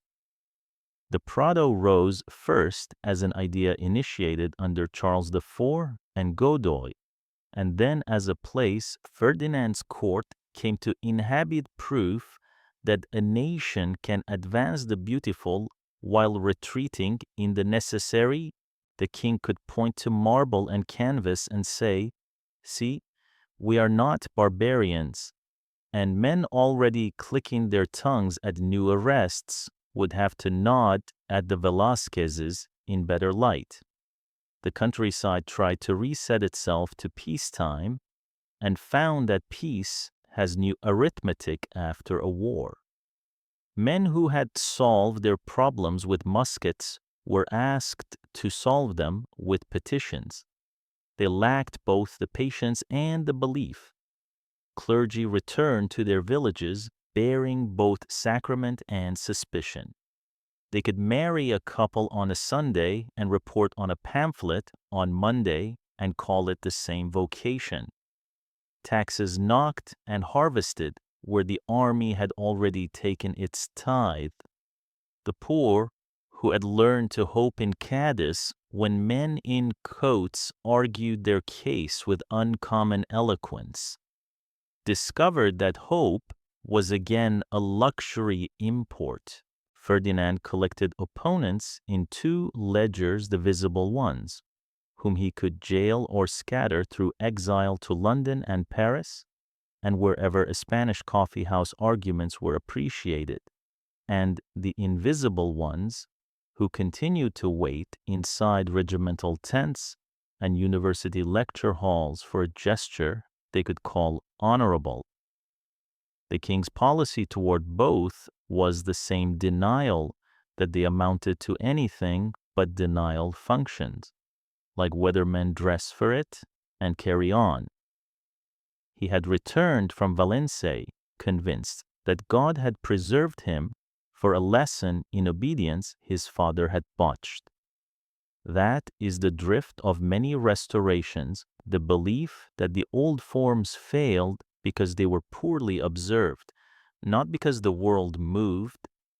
He governed like a man repairing a tapestry by reinforcing the old knots, pulling until the pattern looked tidy, and ignoring the way the fabric bunched.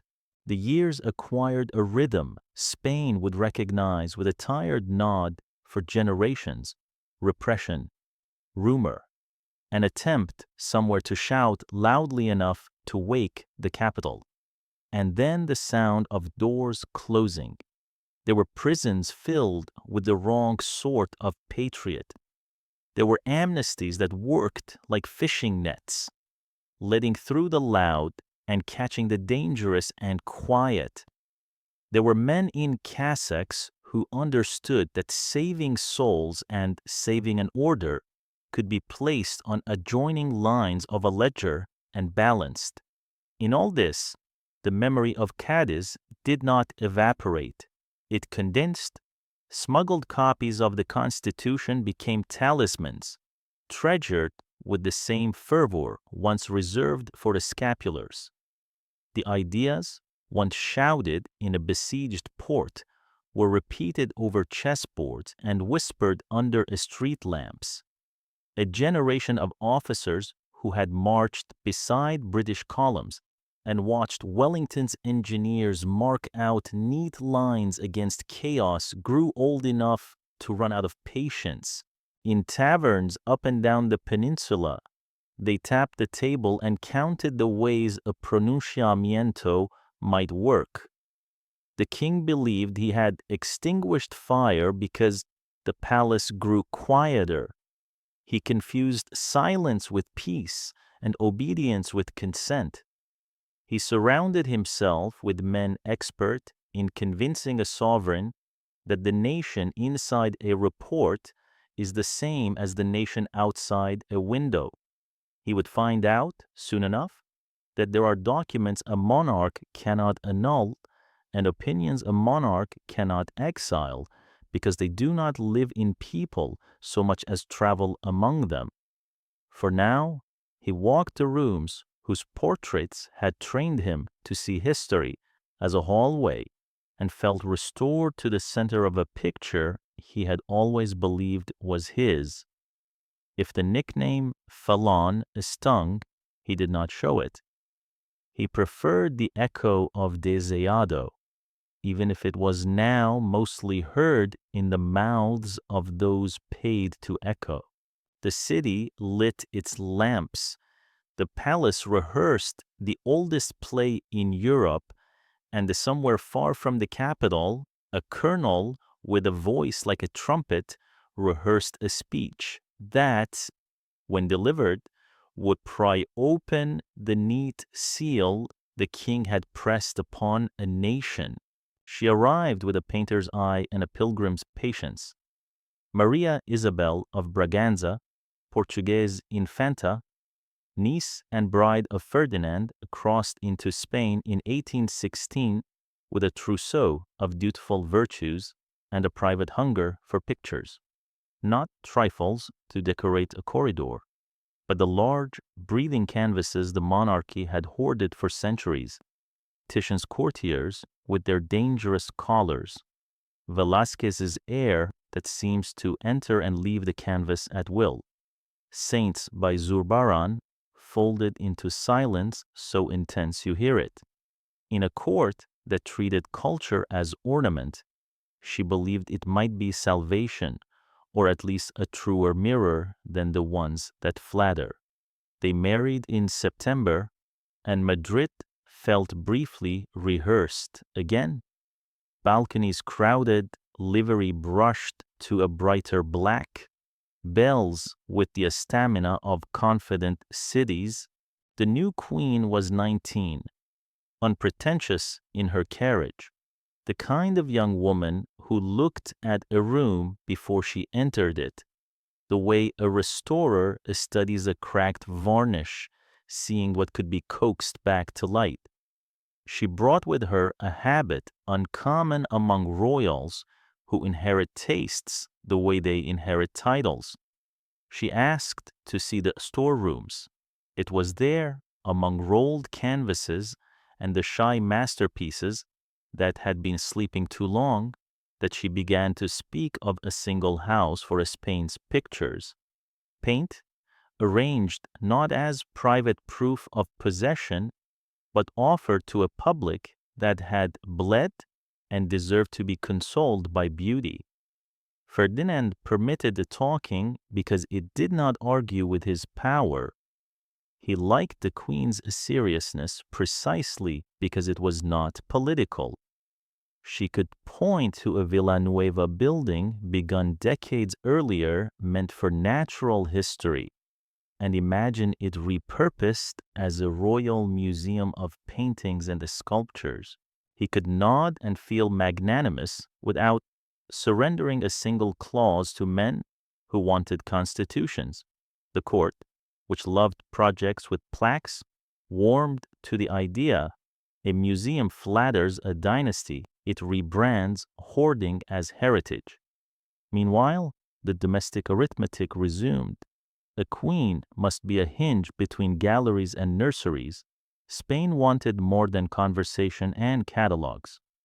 Maria Isabel conceived quickly. In August 1817, she delivered a daughter, Maria Luisa Isabel Small, as a promise made at dusk. The child lived only a handful of months. The palace learned again how to lower its voice without lowering its quarrels. Courtiers wrote the right letters. Priests said the right words. Ladies-in-waiting learned to hold the Queen's hand without making her feel held. And in the space grief leaves when it is newly arrived, Maria Isabel did the decent, stubborn thing. She went back to the storerooms. There was, in those corridors of canvas, a kind of politics that never needed a ministry's permission. She spoke of rooms arranged by schools so that Spaniards could walk from Flemish dampness into Venetian light and understand, without a tutor, why a country's eye changes when it learns to look at water a certain way. She spoke of organizing the royal collections, of cataloging, of opening doors to the public. The word public has a way of unsettling people who are used to velvet ropes. She used it lightly, as if it were merely a synonym for audience. Ferdinand found in her enthusiasm a refuge from the old problem that had returned to his life, like weather, the question of law and limits. While soldiers read pamphlets and priests counted friends, he could sign papers about frames and foundations and claim he had given the nation something it would remember. Maria Isabel conceived again. Winter came to Aranjuez with the careful cold of a place that has entertained tragedies before. The pregnancy did not prosper. The Queen's chamber filled with that mixture of competence and superstition. Obstetrics carried into the 19th century midwives who were both practical and devout, physicians who could read a pulse but could not command the invisible, women who pretended calm because calm is the only power available to them in rooms where men decide. Accounts from those days disagree in the places where gossip likes to sharpen itself. What is certain is simple and sufficient: the child did not live, and the queen did not survive the trying. She died on December 26, 1818, 21 years old, gently stubborn to the end.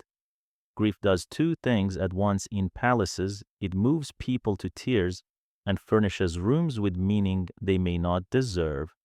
Maria Isabel's death was immediately conscripted into the court's favorite wars. To Ferdinand's enemies, it proved that God withheld favor from a house that had withheld freedom from its people. To Ferdinand's allies, it proved that the king suffered the way kings in old chronicles suffer nobly, privately thus accruing a balance of sympathy he might spend later. Neither reading comforted the women who had to fold the queen's dresses and realized how small they were. The project she had agitated for did not die with her. The building, with Villanueva's clean logic, stood ready to receive a new purpose, and Ferdinand, who believed in preserving what made him look generous, preserved this. The Royal Museum of Paintings and the Sculptures opened to the public in 1819. People would one day call it the Prado. On paper, a monarch had repurposed a structure. In feeling, a dead queen had persuaded a stubborn century to let a country see itself. It would be neat to say Spain loved her for this, but nations do not love, they remember for uses they discover later. Still, visitors entering those first galleries might have sensed a kind intelligence just behind their shoulder, pleased that at last the pictures were where people could meet them without an invitation. It is a cruel coincidence of history that the room filling with paintings in Madrid did so in the same years rooms elsewhere filled with denunciations and sealed warrants. The Prado was a promise and a consolation. Both qualities can be misread by rulers who want applause to stand in for consent. Ferdinand pointed at canvases with the satisfaction of a man who has placed something heavy on the scale where judgment is expected. He did not hear the country ask for a different weight.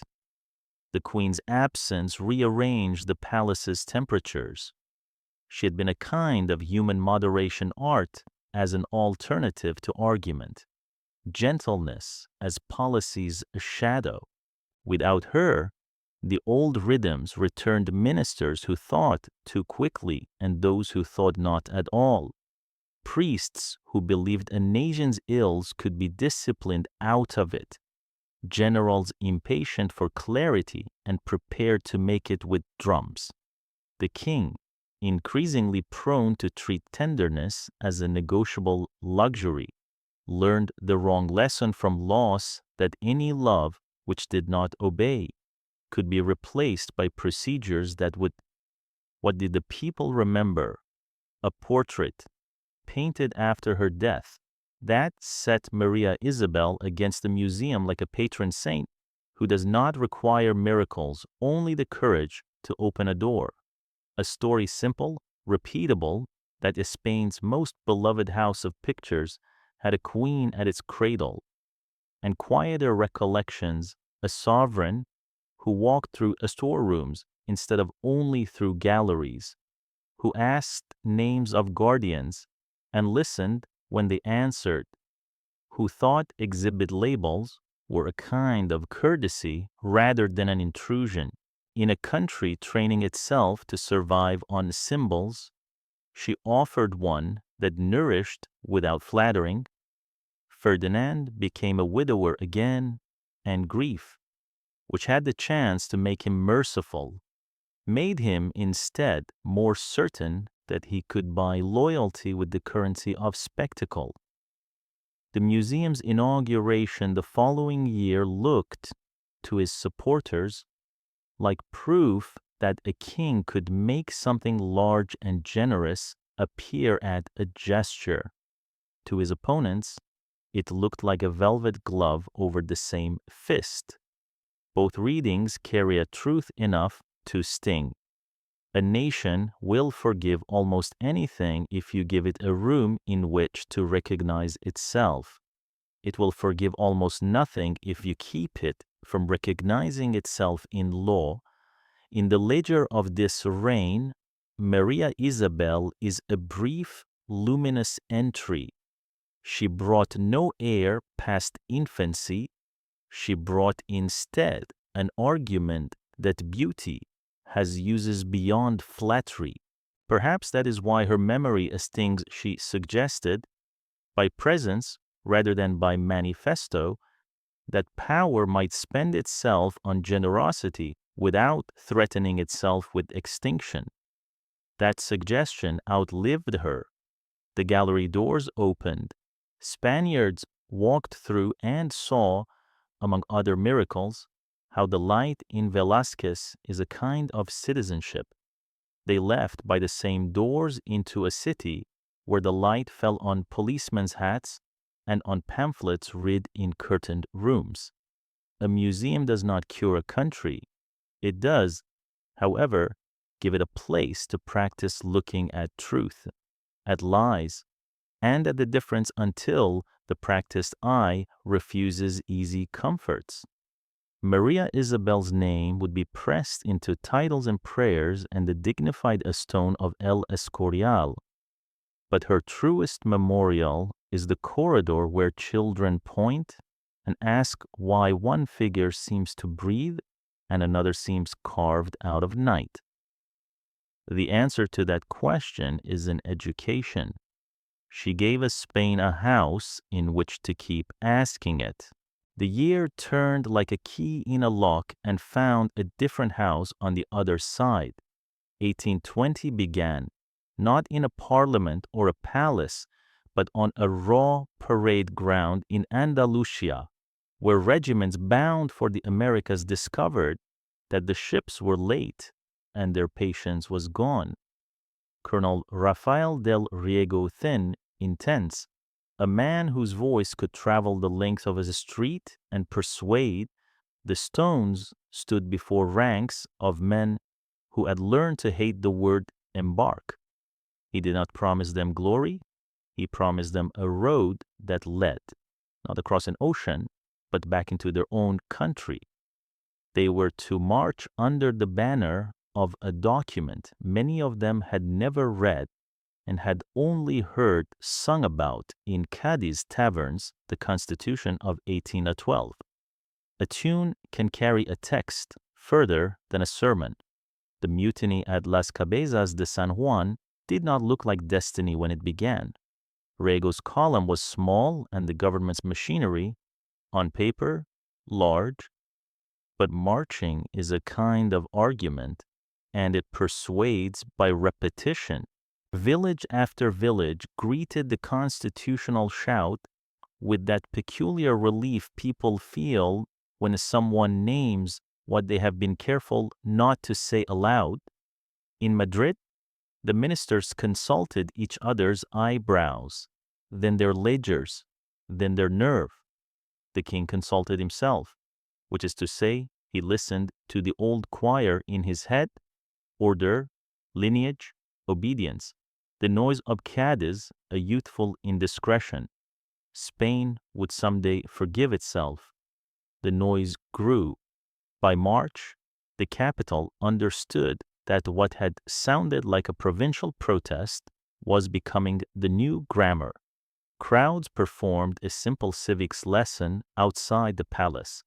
One body called nation, one body called king, both visible at once, and an expectation that one would acknowledge the other in language plainer than ritual.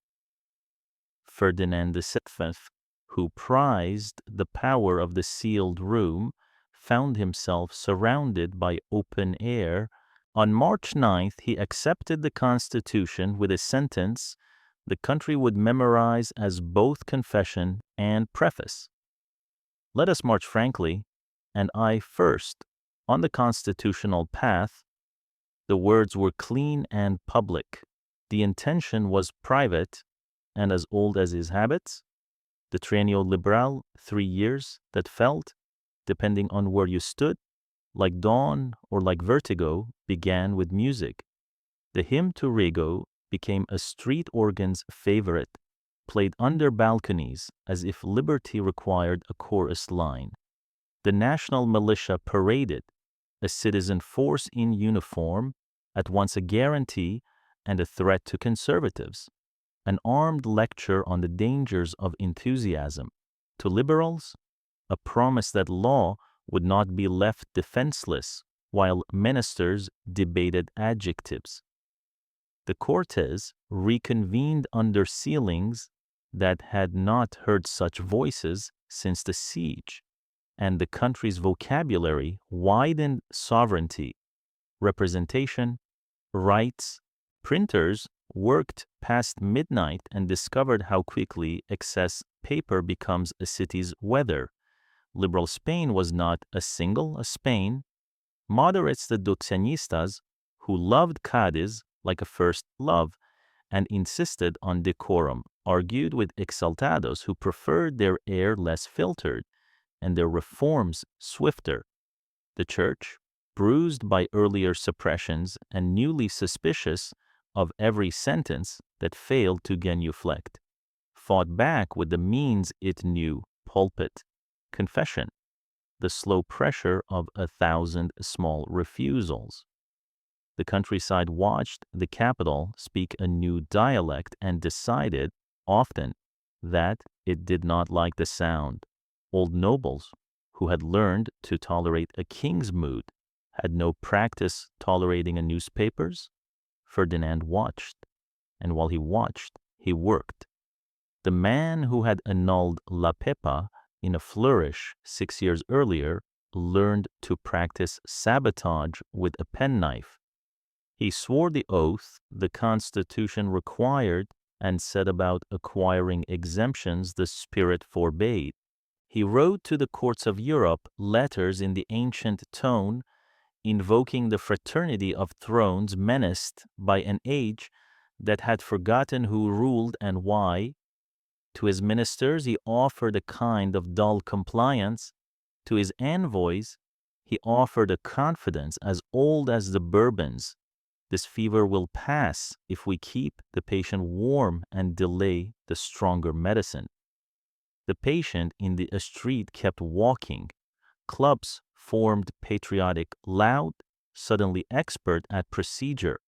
City councils experimented with independence like teenagers try on tempers. The army never a single mind split into men who saluted the new law with straight backs and men who saluted it with bent ones. In July 1822, the Royal Guards, who had not forgiven the militia for its new popularity, tried to overturn the table. They found themselves outnumbered in the capital by a citizenry that had developed the lethal habit of standing its ground. For days Madrid argued with muskets. Barricades sprouted like weeds. At the end of it, the guards routed, the ministry more radical, and the king more certain that the throne was a patient with a fever someone else must be called to lower. Elsewhere, a council of older men in older coats had already set the table. At Verona, in 1822, the crowned heads and their clever servants, the same Europe that had managed Napoleon first by admiration and then by arithmetic, debated whether Spain's new habit of talking to itself could be allowed to live. France, royal again and nervous about contagion, volunteered to bring a doctor. The Duke of Angoulême would lead what pamphlets in Paris named, with a lyric bravado that history forgives, because it was so accurate in its exaggeration, the 100,000 sons of St. Louis. They would cross the Pyrenees, not as conquerors, how often that adjective denies its own history, but as restorers of sleep. In the spring of 1823, they came like a tide that had read the calendar. Spain's border forts made their case and were heard and overruled. Columns of blue moved down roads that had learned French already in a harsher accent. They paid for bread when they remembered and took it when they didn't.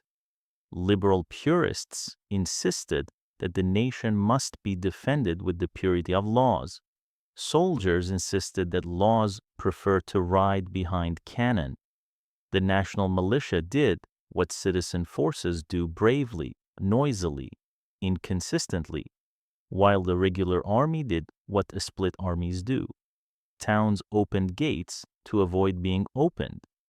Provinces discovered that a constitution printed on good paper is still paper. Cadiz, a stubborn city of salt and sentences, tried again to be the comma in Spain's run-on sentence. The government and the Cortes retreated there with the king as their sullen guest, chaining him to the constitution like a promise made, allowed, and recorded. Across the bay glittered a low, forted island Trocadero that meant nothing to tourists and everything to gunners. On the last day of August, the French took it in one of those actions military history loves because it looks simple on a diagram and was held in the Doing Night Crossing. Bayonets, a dawn that found one flag replaced by another. With Trocadero gone, Cadiz was a proposition without a predicate. Negotiations did what negotiations always do when backed by artillery, yet they found a way to confirm decisions already made by the bigger guns. Ferdinand was rescued by men who assured him that no king should be compelled to keep a promise made under pressure. He rehearsed gratitude in a mirror while composing his next revocation. In October, he declared null every act of the constitutional years, thanked his French relatives for bringing him out of captivity, and permitted the law to remember itself as a club. The Trinio dissolved underfoot like a bridge built over a river that will not admit such shortcuts. The militia was disarmed. Printers rediscovered how quickly ink dries under a cold breath. Men who had swapped nicknames for principles were introduced to cells. Rigo, whose march had begun the season, was hunted, caught, and displayed as a moral in November. Executions are meant to teach the living caution. They often teach the living memorization. The hymn survived the man. You can still hum a country into argument even when the gallows have been freshly scrubbed. In cathedral pulpits and government anterooms, the word returned order. Priests found their old posture and some their old power. Those who had imagined education and commerce and the gradual drying out of fanaticism stood again in doorways waiting to be admitted. Only now the door was the same door they had once left open and proud. What had the 3 years changed enough to terrify those who preferred the 18th century and to disappoint those who hoped for the 19th? Municipalities had practiced self-government and learned both its pleasures and its pettiness. Lawyers had tasted the wild, nutritious work of writing a nation out of principle instead of pedigree. Soldiers had discovered that a proclamation can rearrange a barracks.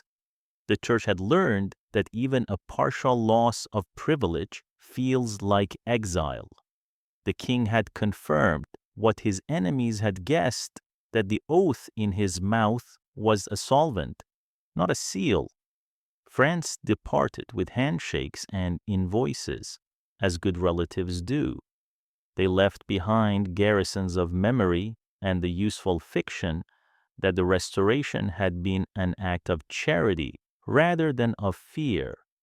Ferdinand resumed his preferred gait, slow in public, quick in signature. He replaced conversation with surveillance and justified the substitution by pointing at the wreckage on both sides. Look what talk produces.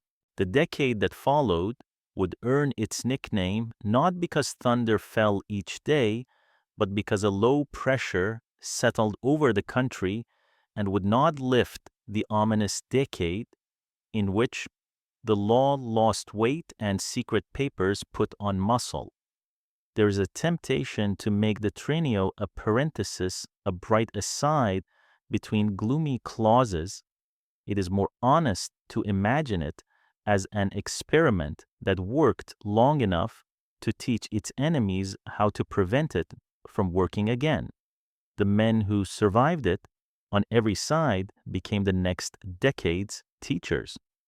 Some taught fear, some taught patience, all taught the lesson Spain would keep repeating to itself until it could say it without tears, that a paper called a constitution is only as strong as the number of people willing to defend it before breakfast. Somewhere in these months, in a room too small for history and too large for sleep, a young officer folded a smuggled copy of La Pepa into his coat and decided that if kings would not keep their word, then garrisons would have to remind them somewhere else. A bishop told himself what bishops often tell themselves when faced with a century that refuses to return to its place, that the souls are safer when questions are fewer. And in the palace, a man who had just been liberated from the Constitution stood in a familiar corridor and felt the old serenity return, the serenity that comes from mistaking quiet for consent. The doors closed softly. The city matched its breathing to the new tempo. The hymn to Riego went indoors, where it could be sung quietly enough to teach children and not loudly enough to alarm informers. The king allowed himself to believe that 3 years could be erased by decree, that memory is a file you can burn. He would learn slowly, too slowly that nations keep their archives in the bone. They called it the Decada Ominosa, the ominous decade, because thunderheads sometimes sit over a country without breaking, and the never quite a storm is harder on the nerves than rain. After the French packed their drums and invoices and went home in 1823, Ferdinand VII set about restoring what he told himself was order. Order to this king meant rooms without argument, papers that obeyed, and the streets that remembered how to whisper. He had learned in Cadiz what a constitution sounds like. Now he would teach Madrid the sound of carpet underfoot. The first instrument was silence. Printers discovered that their fonts had suddenly grown fragile. A stray line could shatter a livelihood. Editors took to trimming sentences the way gardeners trim hedges into agreeable shapes that pleased the man who owned the house. Clubs that had sung the Riego hymn and pretended to be parliaments after dark turned back into rooms with chairs. The national militia, a citizen's promise in uniform, was disarmed and politely insulted out of existence. The regular army, never entirely comfortable with enthusiasm, inhaled the quiet and decided it liked the taste. The second instrument was paper. Reports multiplied in ministries the way ivy multiplies in courtyards, quietly, relentlessly, wrapping their stems around everything. A minister might, by mid-morning, have learned who had met whom, which café was too lively, and whether a professor's lecture on Cicero was in fact an allegory about sovereignty. The king's favorite crop was memoranda. He walked through fields of them and felt confirmed. Francisco Taddeo Calomarde, narrow and tireless, rose in this weather like a weather vane that always knew which way the palace preferred the wind. Justice, under his watch, became a word with iron fillings. The third instrument was altar and tribunal. The Holy Office, suppressed by the liberal tide and then permitted to dry out in a corner during the siege years, was invited back in 1823 to sit, if not in its old chair, then in one of similar height. This was no return to medieval theater. Racks and pyres belonged now to foreigners' imaginations. But it was a return to the habit of policing a speech with theology and punishing nonconformity with bureaucracy. In 1826, Valençay staged a death that would be remembered with the wrong footnotes. Cayetano Ripoll, a schoolteacher accused of deism, was garroted by civil authority under ecclesiastical pressure and afterward hung in a mock auto da fe. Later generations would simply say the Inquisition's last victim, because memory loves clarity more than it loves procedure. What mattered in the moment was the lesson. There are opinions that will be allowed to kill you, and opinions that will be permitted to live. Spain's geography of fear was uneven. In some provinces, the law felt like a closed window you could still look through. In others, it felt like a door that could open with the wrong knock at the wrong hour. The afrancesados who had once practiced accommodation under Joseph Bonaparte discovered that their talent for compromise was a liability in a morality play. Many left for Bordeaux or Paris and taught their children to conjugate nostalgia. Liberals whose patriotism had been forged in Cadiz crouched in back rooms, wrote too carefully, and made maps to London in their sleep. Every Spanish exile knows the sound a steamer trunk makes when a country decides it no longer needs your adjectives. Meanwhile, the world kept its own ledger. The American Empire, which had once paid Spain's bills with a silver pen, had largely written its own name by the middle of the decade. Ayacucho had slammed shut in 1824 what the earlier years had rattled open. Mexico, Colombia, Chile, Peru, Argentina, names that had been subordinated on maps learned to sit up straight. Havana and a few last Caribbean posts held out like stubborn memories. The treasury peered into its boxes and found less miracle metal than before.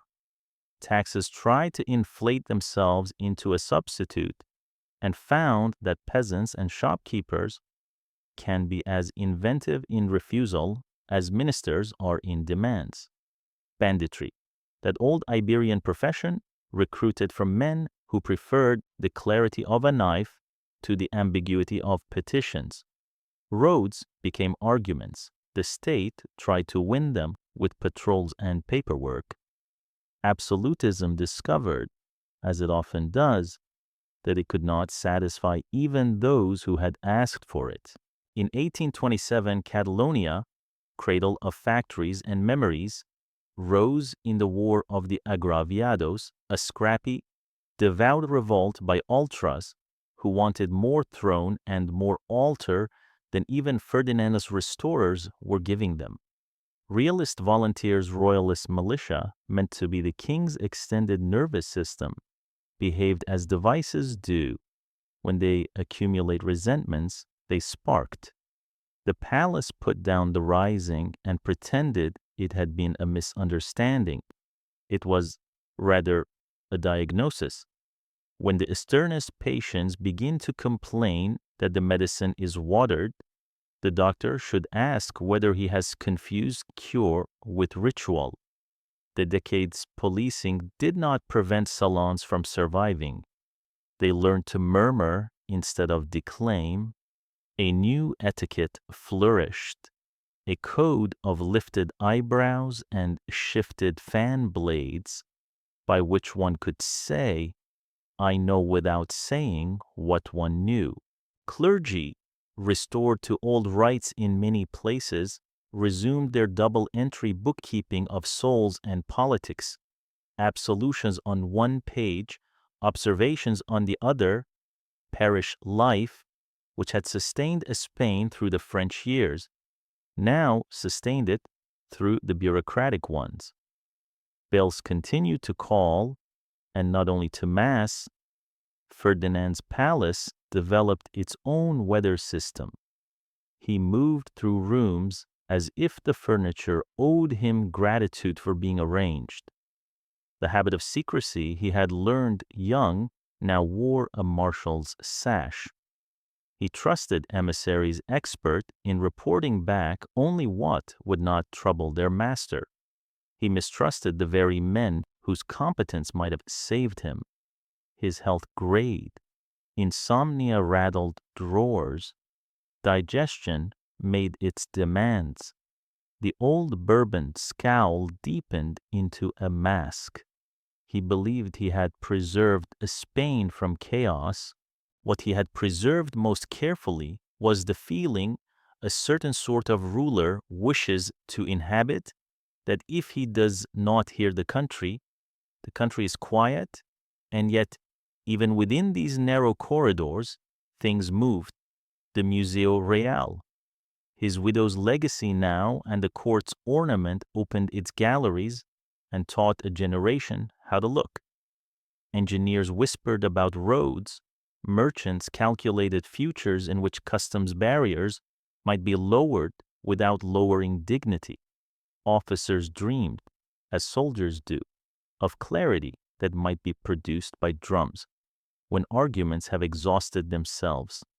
None of these dreams was permitted to call itself policy, but dreams, if repeated, acquire addresses. The king's enemies multiplied and organized themselves around two incompatible hopes. The liberals, chastened by prisons, gathered in exile or deep domesticity, writers in London dining on arguments and thin soup, conspirators in Paris collecting promises and police attention, professors in Zaragoza pretending Aristotle while smuggling Montesquieu, the ultras collected around a living standard, Don Carlos, the king's younger brother, square of jaw and a square of doctrine, a man who could make absolutism sound open-handed simply by promising to exercise it more sincerely. The court kept the brothers in the same house and their parties in different rooms, then pretended the house would not burn. There are small stories that tell a decade more honestly than decrees. A printer in Seville who learned to set type in reverse so that, if a raid came, his composing stick could be read by a friendly eye in a mirror, a village priest who catechized children in the morning and refused a magistrate's question in the afternoon because his confessional had taught him there are truths a state is not entitled to. A colonel in Valencia who kept a copy of La Pepa between the pages of his breviary, so that, in the worst case, he could pretend to have been studying St. Paul all along. These are the daily maneuvers by which people endure a government they cannot easily change and refuse to let it change them entirely. Ferdinand, who had once tasted popularity like a strong wine, drank instead in these years from a cup that held nothing but habit. The old nickname El Deseado had long since been shelved. and even his friends began to call him simply the king. The way one names a piece of furniture too familiar to describe. In the cafes, men learned to shape their lips around Phelon without making sound. Women, who conduct the most durable politics in any society by arranging the traffic of information, revised their guest lists in ways a ministry could not track. A police can count heads, it cannot count glances outside of Spain. Europe rearranged itself into the cold geometry of the concert, great powers practicing politeness like a military exercise. Inside the Spain, the police perfected the technique of the early knock and the ambiguous warrant. Trials were tidy and sentences swift. Amnesties arrived with a festive flourish and functioned as nets, catching those who believed more in the letterhead than in experience. Families learned the art of the suitcase kept clean and almost packed. Through all of it, the monarchy's problem remained the same as it had been when the young prince first practiced gravity in front of a mirror. He believed power could be secured by reducing the number of variables in a room to one. But variables are people, and people decline reduction. The ominous decade did not end because the paperwork said it should. It ended because biology and succession have their own clocks. In 1830, Ferdinand signed the Pragmatic Sanction, allowing daughters to inherit a throne that Salic law had kept for sons. That decision turned the long hallway of his reign into a narrow funnel with two faces at the end, the little girl, Isabella, and the uncle who believed the law had been insulted on his behalf. The decade's last pages turned slowly. Informers grew old. Prison walls acquired the smell of damp scholarship. The king's step lost its certainty, while his signature kept its firmness. Outside, the empire was a past participle. Inside, the future was learning to conjugate itself with bayonets. Inquisition offices flickered, then dimmed, as if the institution had sensed that history was preparing to switch off a light. The final abolition would come under the regent who would sit where Maria Christina stood that first night you certified a death. By then, Spain would again be a country of camps and catechisms. For now, in these late ominous years, picture a city that walks softly, a court that is sure of its own reflections, and a sovereign who believes he has at last domesticated a century. He has not. He has only taught it to wait.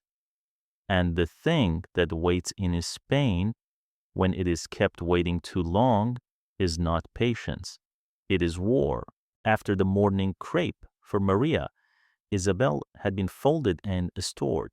Ministers did what ministers always do in a palace that treats grief as a comma. They opened their notebooks.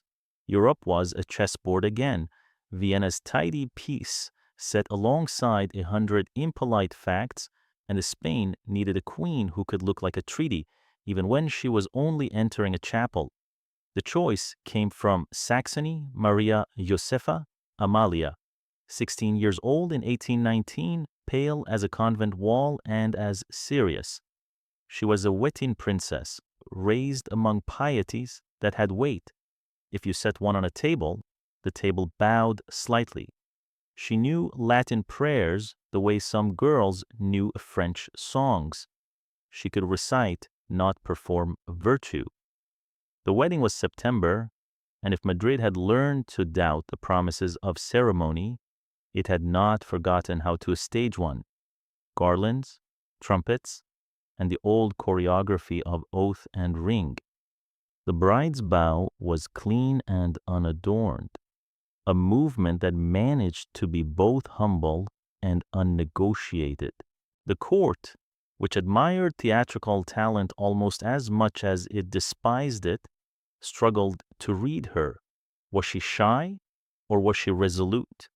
Did she mistake this palace for a novitiate, or did she understand perfectly that a queen could be devout without being helpless? The ladies named her La Saxona when they were feeling neutral. When they were feeling unkind, they called her the little abbess. Behind the lace and the blessings stood the unblessed arithmetic of dynasties. Ferdinand was 35. 2 marriages had left no living heir. A nation that had survived occupations, mutinies, and constitutions needed something simpler, now a cradle. The physicians measured calendars. The confessors measured consciences. The ministers measured time as if it were a commodity traded on an exchange. In that climate, Maria Josefa's piety, authentic, severe, well kept, arrived not as ornament, but as impediment. She believed the sacrament sanctified marriage, but did not abolish modesty's old grammar. Nights, for her, were still for prayer. Days, for the court, were still for gossip. Rumors, being the only instrument that always tunes itself, suggested that the queen sought counsel not of midwives, but of confessors, that a scruple had been born of instruction and had grown into a barricade, that papal advice was requested, with the patient earnestness that makes Roman clerks sigh and fetch a thicker manual. There are letters careful, oblique, that seem to cast shadows in this direction. There are memoirs written decades later that claim to remember a treatise prepared to persuade a very devout bride that duty might sit beside devotion without bruising it. But even if we stripped away the embroidery and read only the plain fabric, this truth remains a young woman, taught to honor chastity as a kind of armor, had to learn that within marriage, the same virtue changes its name without changing its dignity. That learning is delicate in any household. In a palace, it is performed surrounded by listeners. Ferdinand, who had treated secrecy as policy since boyhood, discovered that secrecy is useless when your companions are impatient and need. He was not gentle, but he was not the villain of pamphlets either. He was the product of a court that turned every private failure into a public referendum. He watched the old factional dances resume, some taking the queen's piety as an affront to the realm, others taking it as proof that God still had friends at court. The ceaseless grinding pressure produced an air gathered under the doors like cold air, and the marriage, which might have been a friendship if it had been left alone, became an examination where there should have been tenderness. There was timing where there should have been trust. There was a schedule posted in invisible ink. It would be pleasant to report an idyll walks under Aranjuez plane trees, devotions shared, a private joke discovered like a coin in a pocket. There were surely hours like that, two conscientious people finding an honest quiet in rooms too full of history. Maria Josefa did not dislike beauty. She loved music with a discipline that made it prayer. She asked to see the new museum's rooms and stood before Velázquez as if she were standing before a very intelligent silence. She wrote to her family with a steadiness that suggests neither despair nor triumph, but the tone of a woman determined to behave well in a task that had been assigned to her by men with ledgers. She was not naive. She was precise. But the palace understands precision only as it relates to control. Ministers counted months. The queen's ladies kept watch for small changes in appetite and complexion, then learned not to report them until they could be certain. The whispering revived the low, habitual murmur that ties bodies to politics, as if that were a kindness. If not now, when has a way of becoming, if not she, who old partisans of Don Carlos, who had taken to visiting chapels with unusual frequency, did their arithmetic out loud in rooms where the benches were worn down by knees? The ultras discovered a new way to love the queen as an argument against time. Liberals discovered a new way to pity her as a person being outvoted by biology's slow bureaucracy. Did the marriage eventually find its rhythm? The evidence points toward a peace, even an obedience to sacramental counsel that allowed the queen's scruples to be satisfied and the king's obligation to be acknowledged. Even so, no children. There were no state cradles, no new portraits with christening pomp, no medals struck with an infant profile. The absence became a presence. You could feel it in the way courtiers adjusted conversation, in the way the king refused certain gaieties, in the way the queen began to look as if she were carrying someone else's burden as carefully as possible so as not to drop it. The palace cannot be taught patience. It keeps no store of it. Meanwhile, outside these rooms, the ominous decade tightened its belt another notch. The French were gone. The censors were not. The Inquisition's ghost flickered in administrative corners. The exiles wrote from London and Paris. Maria Josefa cultivated a formal kindness that made her beloved among those who had to work for a living, porters who were thanked by name, seamstresses who received payment on time, a chapel staff who trusted that when the queen said she would attend a certain hour, she would. Piety, properly practiced, is a kind of reliability. She was reliable. In a country whose laws were unreliable from month to month, this counted as a form of charity. In portraits, she looks younger than her sentence. Spanish painters knew how to flatter. They also knew how to record fatigue. The mouth is gentle, the eyes already deciding how to accept certain disappointments without turning them into theater. She is the opposite of a scandal. This is perhaps why later scandalmongers tried to borrow her marriage to gild different stories. They needed her conscience as a shadow to make their inventions look sharper. But she remains stubbornly uninteresting to cruelty. It fails to find a hook. There are the small, luminous anecdotes. One winter, a shawl given by the queen to a laundress whose hands had cracked from palace stone water. A reliquary, simple and not jeweled, chosen for a sick room instead of the grand monstrance, because God prefers to travel light to the beds of the poor. Candles extinguished after devotions, because wax is dear in houses where wax is counted. They are the kinds of stories servants keep because they are proof that someone in a palace believed economy could be a virtue rather than an excuse. As the decade crept toward its denouement, the succession problem stopped being a problem and became a crisis deferred only by formality. Ferdinand grew heavier, more prone to the illnesses that follow men who eat their loneliness. His ministers whispered about the law with a new caution, Salic rules and a Spanish custom and the long reach of Bourbon precedent. The queen prayed. Don Carlos waited, square and certain, as if the future were a liturgy to be recited rather than a fight to be managed.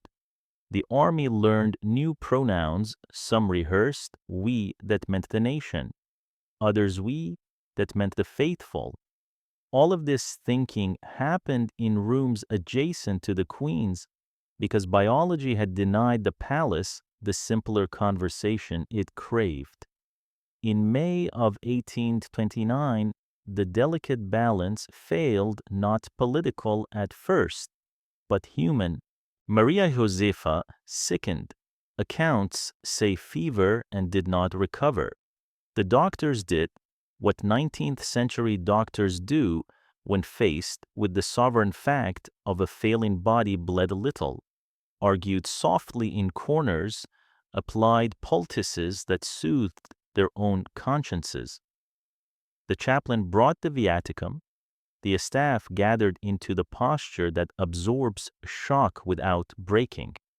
She died on May 17th, 25 years old, with a reputation for gentleness that the court, in an unusual fit of unanimity, did not try to spoil. Funerals in Spain have a way of telling the living how to behave. This one told the king that piety could not be taught to a century by a single example, and that dynastic arithmetic does not pause for mourning. Within weeks, negotiations resumed not because he loved lightly, but because a sovereign is not permitted the luxury of lingering at graves. The names came from Naples this time. The ledger was ready. The maps looked eager. Maria Christina of the two Sicilies would be the next experiment, the next treaty wrapped in lace. The workmen at El Escorial laid another stone for another queen. The court moved its black ribbons from one sleeve to another and called that continuity. What remains of Maria Josefa in the long account of a troubled reign, not scandal, not policy, not a myth, Eros could sharpen into caricature. She remains, stubbornly, a good person in a bad hallway, the sort of sovereign whose titles never smothered her manners. In rooms where power made men louder and more brittle, her voice stayed level. She believed the church could be a refuge rather than an instrument. And while the century around her repeatedly mistook piety for permission, she managed, quietly, to be neither exploiter nor dupe of it. She could not give the Spain a child. She did give it a brief example of decency under surveillance, which is a rarer gift than historians care to count.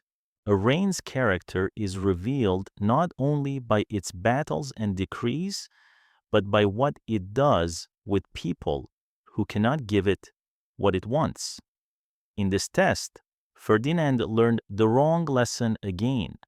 He mistook endurance for wisdom and exchange for consolation. The next marriage would thrust him into the raw math of succession reform, the Pragmatic Sanction that would open Spain to a war of cousins and catechisms, and to a little girl who would be asked to stand where no girl had been permitted to stand for a century. But that is the next chapter's light. In this one, a candle burns down beside a bed. The palace counts, and a young queen is carried with the gentle efficiency that grief teaches to a vault that receives the dutiful and the extraordinary without distinction. She came from Naples with sea salt on her manners and calculation in her luggage. Maria Christina of the two Sicilies, 23, dark-haired, with a gaze that measured rooms without insulting them, married Ferdinand VII on December 9th, 1829.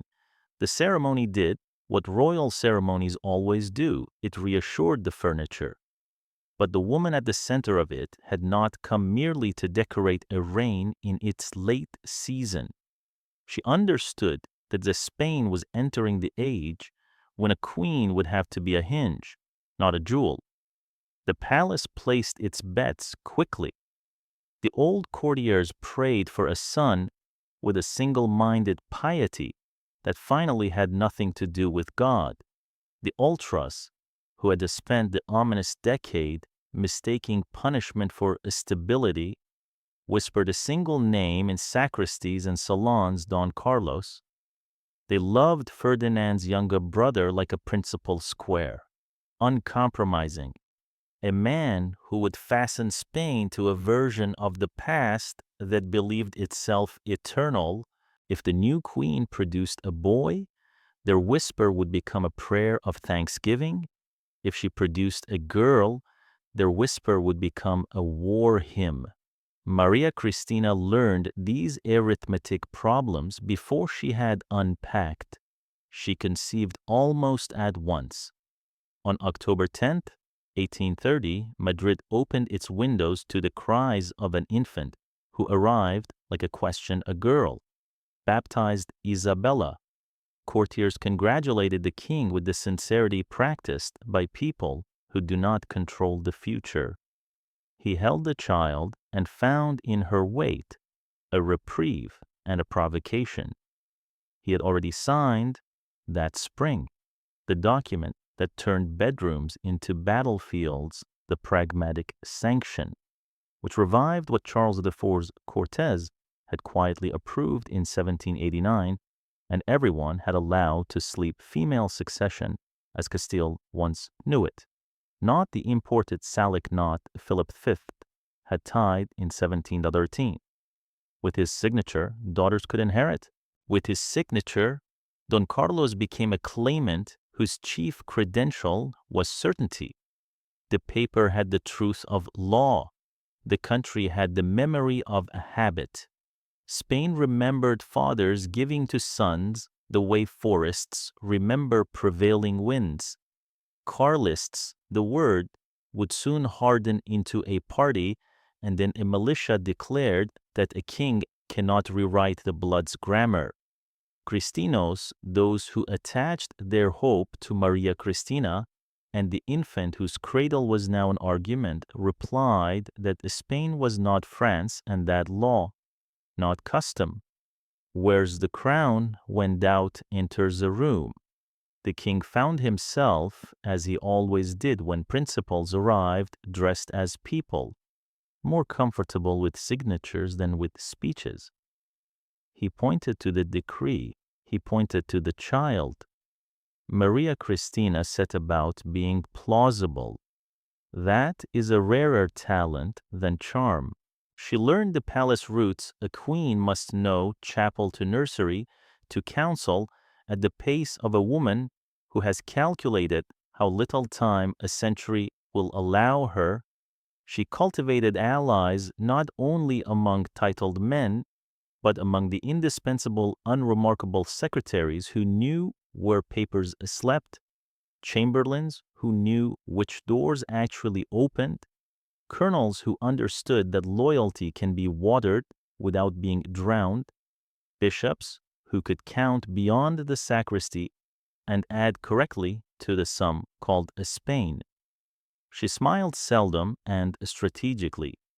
She had learned in Naples what every Bourbon daughter learns early, that the sweetness is a garnish and reliability is food. Isabella's birth rearranged the corridors like a new piece of furniture you keep noticing with the corner of your eye. Visitors lowered their voices at the nursery door, not because the princess slept, but because the future did.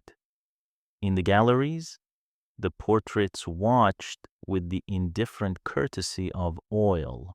In the chapels, candles burned for two opposite intercessions. May God grant us a prince. Failing that, may he grant us silence in the streets when men discover that a girl will be queen. The king, who had always confused the absence of noise with consent, let himself be calmed by the sight of a cradle and the feel of a pen. The ultras did not sleep. They were not merely zealots. They were administrators of a different theology of law. Philip V's semi-Salic statute seemed to them not a French import, but a vow taken by a dynasty to remember what it thought it was. They repeated phrases like Bede's usurpation, natural right, order. They made a saint of Don Carlos while he was still only a contender. The man himself was stubborn, devout, humorless in the way men sometimes get when they suspect humor of disloyalty, stood slightly apart and let other people pronounce his name with a fervor he accepted as devotion. He did not raise his voice. Others would do that for him in villages that had always believed a change arrives from the devil's workshop. Life stubbornly, blessedly continued its smaller work. On January 30th, 1832, Maria Christina delivered a second daughter, Luisa Fernanda, and the Queen's chambers filled with the relief that healthy infants always grant the responsible. 2 girls now, both small, both at risk of becoming words on a broadside if the country demanded it. Their mother guarded them the way capable women guard anything that represents not only love but leverage. She also began, with the tact of someone who can count, to build a scaffolding around their possible future tutors who could teach more than catechism, protocols for a regency that no one would admit aloud was already being drafted by time. The king's health had begun to fray. Gout, the old companion, indigestions that had learned their own stubbornness, nights that negotiated with sleep and lost, ministers who read pulses the way only courtiers read them: first, for intelligence, second, for warning noticed.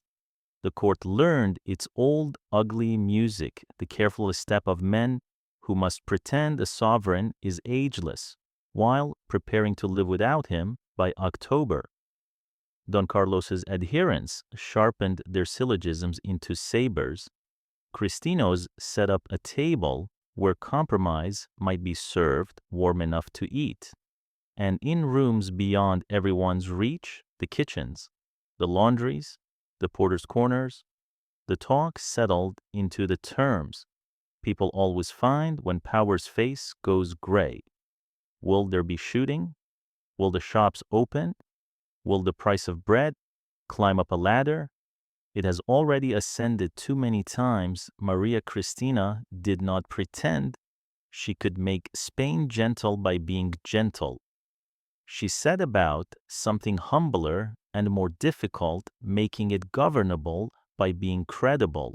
She listened to men who had hated each other for a decade and learned which words meant no and which words meant ask me again with different witnesses. She courted generals without making promises she could not live to keep. She assured bishops that a female succession need not be a theological novelty. There had been queens before Salic zeal had been imported, and the church had survived each. She whispered to treasury clerks about arrears as if she were a steward, not a sovereign in waiting. She understood that regency is a verb before it becomes a title. In the streets, prints began to circulate that pretended to be satire and were instead reconnaissance Isabella as a doll with a crown too heavy for her, Don Carlos as a mailed saint whose visor concealed a question, the king portrayed as a hand-signing paper from a bed. Pamphleteers learned to imply what they dared not allege. Readers learned to understand what they dared not repeat. The press, alternately choked and tolerated in this reign, rediscovered that ink, when forced through narrow channels, becomes more caustic. Every cafe had a man who announced he knew the law better than the law knew itself. Every parish had at least one priest who could be counted on to preach a careful sermon that said by omission what it could not say aloud. The king's decision, the Pragmatic Sanction, acquired, in retrospect, the heroism his life often lacked. It was not heroic. It was necessary. He had daughters. He had a brother who frightened Europe's diplomats by promising too neat a cure, and Europe loved nothing less than men who think history is a straight line. Ferdinand's signature did not make him wise, it made him practical. But in that practicality, rare for him, lay the shape of the war to come. A decree had moved the quarrel from desks to saddles. The men who adored Don Carlos would not debate footnotes while there were muskets to oil. The Queen knew it. The summer of 1832 found the family at La Granja de San Ildefonso, the mountain palace where a stone keeps cool opinions that become fever in Madrid. The king's body faltered to the point where even optimistic liars struggled to resume their duties. What happened in those rooms? What pressure? What signatures proffered and withdrawn? What courtiers' plots dressed as filial devotion belongs to the next hour of the story. What matters now is that Maria Christina had already accepted the nature of her task. She would be regent to a child in a country that had forgotten how to accept a future it had not ordered in advance. She would have to fight without letting the fight become her only language. For a moment in these months, Spain felt something like a pause between weather systems. Two little girls in white kerchiefs learned to curtsy to ambassadors who bowed more deeply to their mother than to them. A king in pain chose pen over force and then, wavering, would try to choose force by way of pen. A man named Carlos waited without smiling. In barracks and sacristies, the same debate rehearsed itself in different words. Is law what was written last, or what was believed longest? Maria Christina, who had probably prayed as often for resilience as for victory, added another habit to her day. She began to think in maps. Where would the first risings be? Which provinces could be kept quiet by the mere appearance of a banner? Which generals could bear the indignity of taking orders from a woman, and from a law they had muttered against? She had no illusions. Regency is arithmetic done on horseback.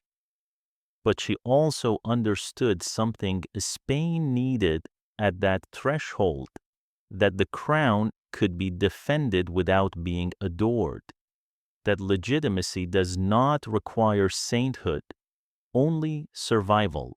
If you listen at the nursery door, you can hear the muffled play, Isabella's laugh, a governess's shushing voice, the gentle thud of a doll dropped and recovered. It is the most ordinary sound in the world, and in 1830, 1832, it contains the most extraordinary wager a country can make on itself, that it will outlast its own quarrels long enough to crown a child whose first memory of power will be grief. Outside, the printers grind, the colonels drum their fingers, the priests select their texts. Inside, a mother wraps her daughters against a chill that is not weather and prepares to hold a country steady, while it tries to decide whether law is stronger than habit. Ahead waits La Granja, the sickbed, the signatures written with hands already imagining funeral cloth. The moment when a piece of paper will be used as a weapon and then as a bandage. But before that turn, fix this image: a queen learning with the speed of someone who cannot afford to be slow, that in Spain the nursery is always adjacent to the war room, and that the door between them must stay open if either is to be defended. La Granja is a palace that pretends to be a mountain monastery stone that keeps its cool even when history develops a fever. In late summer of 1832, the fever arrived with a limp. The king's foot had always been a prophet of his temper. Now it prophesied the end. Gout gnawed. Nights turned to arguments with pain. Daylight made his face a lesson in the grammar of declined subjects, objects, and a verb that had forgotten how to move. The household adjusted to the choreography of the sick-room shutters half closed, vinegar cloths, the soft tyranny of physicians who agree in public and disagree in corners. Maria Christina passed her first flush of triumph at producing daughters and passed her second at persuading courtiers to take female succession seriously. Discovered the most ancient office available to a queen steward of the hour. She sat beside the bed, counted out the whispers, and learned which medicines were actually for the patient and which were for the men who administered them. She knew how to listen to breathing the way sailors listen to rigging taught by wind. Certain when something is about to tear, into this room came a different weather courtiers who had waited a decade to call their certainty courage. Calamard, lean, dutiful, a man whose pen had sent more men to ruined careers than a regiment ever could saw in the king's fever, an opening that had been closed by signatures in 1830, the Pragmatic Sanction, which let daughters inherit, as Castile once allowed, had humiliated a theology of law that believed habit outranks a statute. Now the ultras asked for a miracle of clerical sort, not water into wine, but ink into erasure. They entered carefully, as if shoes could be treason. A document was prepared, the kind of paper that calls itself clarification, so it can behave like repeal. It offered to set aside the pragmatic provisionally, to restore the old Salic knot until health returned or God decided otherwise. It invited Don Carlos back to Madrid with the nuance of an ultimatum expressed as courtesy. The words chose their saint's order, tradition, deference. The king, gray with pain, was asked to read what men had already read aloud to each other in rooms where no heir had been allowed to argue. He signed the hand that had been so sure revoking Cadiz in 1814 and again in 1823, managed a line that meant, in the idiom of palaces, we will pretend this did not undo that. Outside the sick room, the news ran ahead of the ink. Priests smiled without showing teeth. Old nobles rediscovered the courage of their shoulders.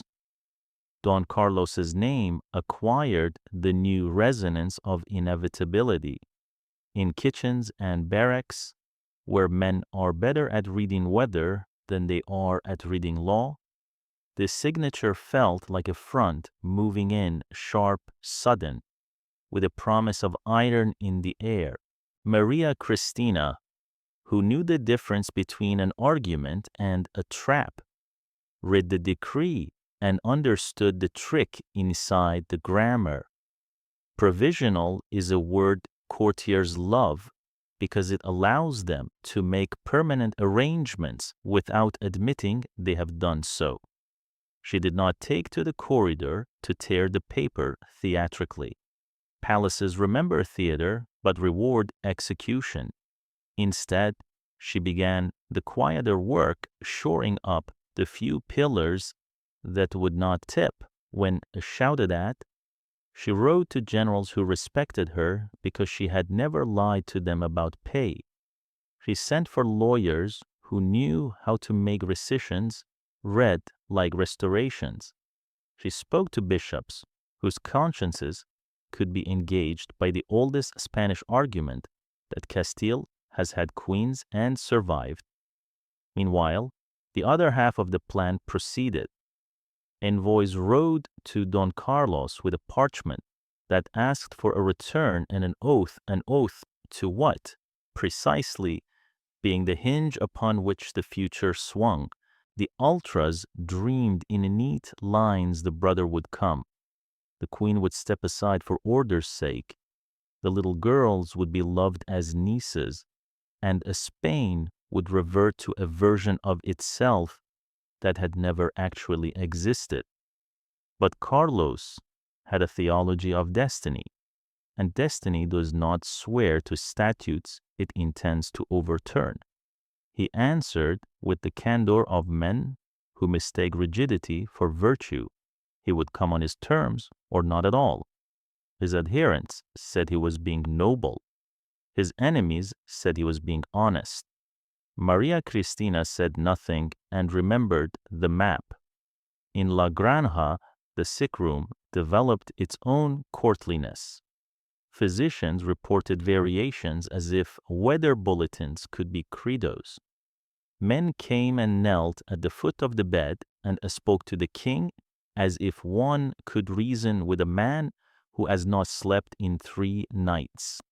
Calomard, a scholar of proximity, practiced the devotions of a vassal and the arithmetic of a usurper. He placed a decree where the king could recognize his own signature and feel comforted by the sight of his name.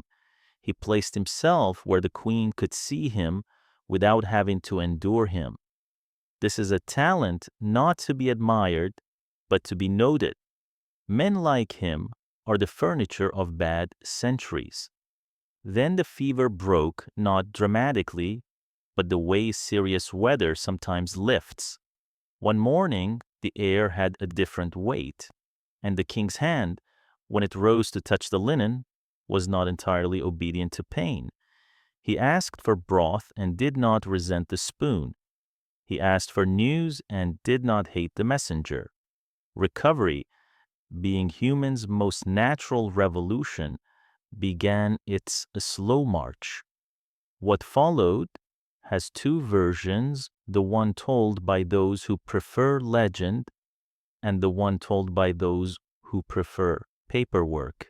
In the first, Maria Christina summoned Calomard, thanked him for his services with royal ice, and then, as he made one last insolent gesture of allegiance, struck him across the face with the folded fan. The favorite of the decade fled the palace disguised as a woman, pursued by a sentence that looked like laughter. In the second, cooler account, she had him dismissed by order and escorted out with the sort of courtesy that records its own triumph. Both versions agree on the outcome. The man whose pen had tried to unwrite the Pragmatic left La Granja without a portfolio and without the future he had imagined for himself. The decree that had clarified succession was itself clarified, revoked neatly, folded into the drawer where palaces keep their embarrassing minutes. Ferdinand, chastened by the sight of what his own hand had almost made, confirmed what his convalescence had taught him, that survival had chosen a path for him when will had failed. The Pragmatic stood. The queen's camp grew bolder in proportion to the invalid's color returning to his cheeks, and Don Carlos, having advertised his terms to a country recording them with equal parts zeal and dread, discovered that in politics you can say no so loudly you cannot hear the opportunity that follows. Beyond the carved balustrades, Spain measured the sound of the reversal. In village churches, men who had prayed for certainty shrugged at the sight of contingency. God is accustomed to being invoked by both sides. In the cafes, the news went down like an undrinkable cordial again, people said, meaning not just still, but as always. In barracks, Officers took out maps and considered which routes would be possible in winter. In printers' rooms, compositors moved letters around to spell the same two words in a dozen ways: war soon. The king took up again the habits of a man who prefers to confuse peace with the absence of news. He let it be said that his convalescence had been a conversion to prudence. He told himself that the paper had been a moment of weakness allowed him by God to make his recovery dramatic. He did not become wiser. He became more careful with being seen unwise. He let Maria Christina manage what he could no longer pretend to understand: the geometry of allegiance in a land where loyalty is a parish and politics a weather pattern. There were formalities to arrange. The decree restoring Isabella's right was read in voices that sounded official even to people who did not accept the premise. Don Carlos was invited again to behave like an uncle in a fairy tale, and declined again to behave like anything except a claimant with a sword. The queen strengthened her small circle men who could sign without asking forgiveness afterward, women who could carry messages that would be called gossip until they saved a garrison. She learned which colonels would salute a child and which would only salute a brother with a beard. At night, when the mountain air took the heat out of the day's arguments, one could imagine a Spain as a room with two doors and a draft between them. On one side, a legal future that asked men to accept a queen they had not ordered, and a child they could not imagine crowned without insult to their father's language. On the other, a customary past that asked men to rip up a signature because it offended their sense of lineage. Neither door led to quiet. Both led, with different hymns, to saddles. Another letter went out into the world the kind a country writes to itself. It asked whether law made in one decade can bind men trained in another, whether a nation's peace depends on the shape of one family's pronouns, whether a child's right can be defended without turning her childhood into a campaign. No one wrote back. They were all too busy sharpening. By autumn, the king could sit up without pantomime. Ministers gathered again in confidence around a body that had remembered its duties. The queen stood a little farther from the bed and a little closer to the map. Don Carlos, having refused the opportunity to tame his own legend, retreated to the frontier territory all purists prefer, the line just past which one is always right. His friends began to move money and men. The lieutenants of an unborn war practiced awkward phrases, legitimist, Carlist, Cristino, that would soon taste natural in mouths accustomed to easier nouns: cousin, priest, neighbor, enemy. La Granja went back to pretending to be a retreat. The fountains played. The alleys of clipped green offered the illusion of paths that lead where you intend.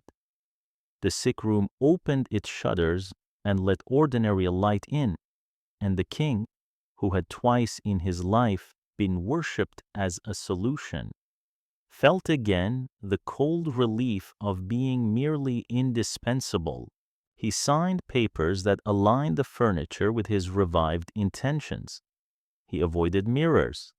In the nursery, a governess turned pages for Isabella, who pointed with the absolute tyranny of a child and said that, meaning anything she wanted. In distant sacristies, candles burned for victory and for sense, each flame hoping to outlast the other. You can date a civil war by a proclamation if you need to. Most wars begin with a room and a draft. La Granja in 1832 was the draft, a paper pushed under a trembling hand, a counter paper pushed back when the hand steadied, a queen who comprehended that a mother's duty and a regent's task were about to become the same sentence, and a country that realized yet again that its arguments were more muscular than its institutions. When the mountain autumn settled and the physicians finally slept through a night, Spain stood where it stands so often in its history, on a stair, listening, deciding whether the next step is down or up, and pretending there's a difference. The last autumn of Ferdinand's life came on like an apology: cool mornings in Madrid, figs going soft on stalls, a sky that looked newly washed and therefore honest. On September 29th, 1833, the arithmetic of the palace completed itself with the same pitiless neatness it applies to all monarchs. The king, who had signed away futures and reclaimed them with ink, became, at last, a legal fact in the past tense. Candles burned because candles always burn when a court cannot think what else to do. The doors opened and closed softly, as if loudness could wake him. Maria Christina wore grief the way a competent woman wears a uniform perfectly, because other people need to see it perfect. Beside her, a 3-year-old with serious eyes absorbed the geometry of adult sorrow without understanding its language. Isabella was handed meanings, one object at a time: a tiny crown embroidered on a cushion, a sash that smelled faintly of cedar, the practiced smile of men who had already decided how to speak to her until she could speak back with authority. Viva la Reina, they said under balconies and in courtyards, and the plural of that acclamation, our queen did more work than anyone could admit, while the body still lay within walls that remembered him warm. Proclamations multiplied, clean and definite, because paper behaves well in crises. In Madrid, the ayuntamiento shouted their loyalty from the windows. The audiencia found phrases that sounded both ancient and modern. Priests composed Te Deum as if thanksgiving could be an order. The Pragmatic Sanction, inked, almost uninked, re-inked at La Granja, suddenly acquired the density of metal. It had turned a little girl into a mountain men would climb, circle, or try to blow apart. A regency was declared with the authority of a necessity. Maria Christina did not claim to be beloved, she claimed to be lawful. In the Spain, those are two different nouns. She took the one she could keep elsewhere. Another script began to run in the mouths of men who loved words like always and never. Don Carlos, already on the far side of the border, his conscience preferred, accepted the calendar as an insult. He did not temper his declaration to suit the moment. He proclaimed himself King Carlos the Batcorverf in tones that assumed agreement and created it where faith and custom could be whipped into militia. His signatures were never hurried. His vowels had the weight of catechism. Around him gathered those who believed that law was less a vote than a vow, and vows could not be rewritten because a king lacked sons. The first Carlist flags did not unfurl in Madrid's squares, but in hills that remember footsteps more faithfully than decrees Navarre's folded valleys. The Basque provinces with their proud, stubborn fueros, the hinterlands of Catalonia and Aragon, where parishes shape politics as surely as markets. Priests blessed muskets without trembling. Muleteers moved food and rumor along tracks money could not buy. Blacksmiths hammered purpose into anything that would take an edge. The cry was not clever. It never needed to be. Viva Carlos V y mueran los malos, long live the new king. And death to the bad gave people a way to divide their neighbors with a grammar you could shout while running. At first, the war looked like a harvest gone wrong small, sudden reapings of men. A patrol disappeared in a ravine. A garrison woke to an empty stable. A priest didn't appear for mass because he had become a colonel overnight. The name to remember in those opening months was Tomás de Zumalacarregui, a Navarrese soldier who appeared to know every path between every beech tree, who could make 20 men sound like 200 and 200 vanish between hedgerows. Organization grew out of terrain. Discipline grew out of devotion. The Carlist columns acquired a dangerous confidence they were fighting on home ground for a story that could be told between the Sanctus and the Pater Noster. Doctrines that fit into prayers can make very good soldiers. Madrid assembled its answer with the noisy caution of a capital surprised in its sleep. The Isabellino Cristino army existed, on paper and in warehouses, but coherence is not a uniform. Generals with hard resumes and soft patience were sent north with maps that lied by being too clean. They learned quickly what the French had learned and the British had learned, and what Spain teaches as faithfully as the Catechism. Roads are opinions, mountains have moods, loyalty has a parish. The first campaigns wrote a familiar sentence.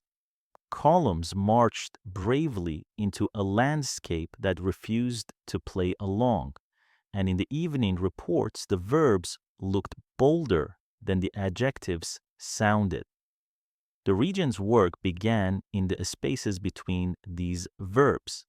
She did not attempt eloquence, she attempted continuity, pay the troops on time, feed the cities, keep the treasury just this side of despair, give bishops reasons to prefer order even if their sympathies knelt elsewhere, promise as little as possible and keep it.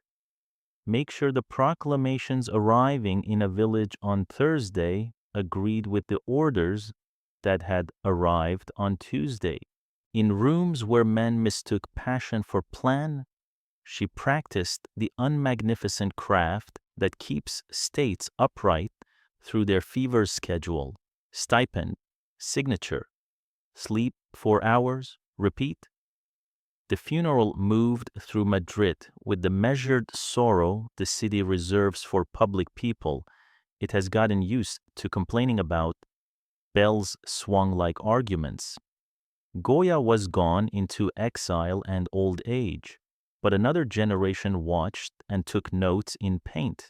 The black ribbon at a window, a girl on a balcony discovering that grief looks like theater from a distance, a soldier checking the linen shroud with a hand trained to check cartridge paper.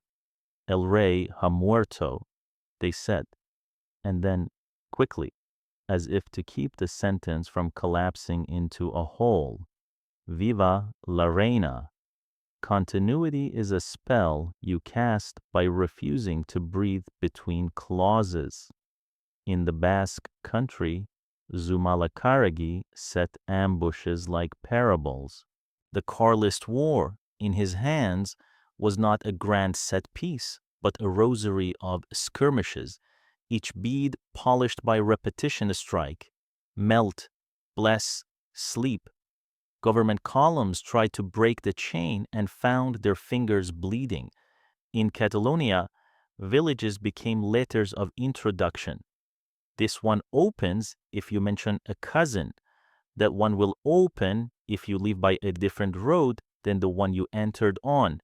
To the south and east, in Aragon and Valencia, a young man named Cabrera was learning a similar grammar.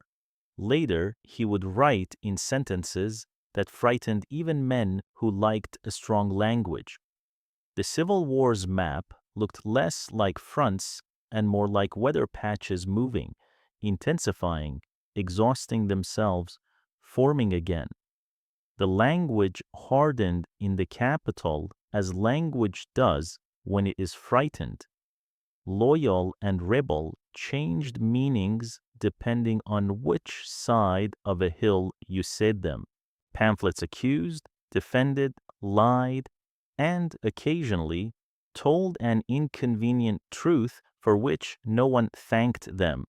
Many liberals who had once toasted constitutions in Cadiz argued them in Madrid, and paid for them in prisons now held their noses and fought for a monarchy because the alternative wore vestments and promised a miracle that would turn back too many clocks at once.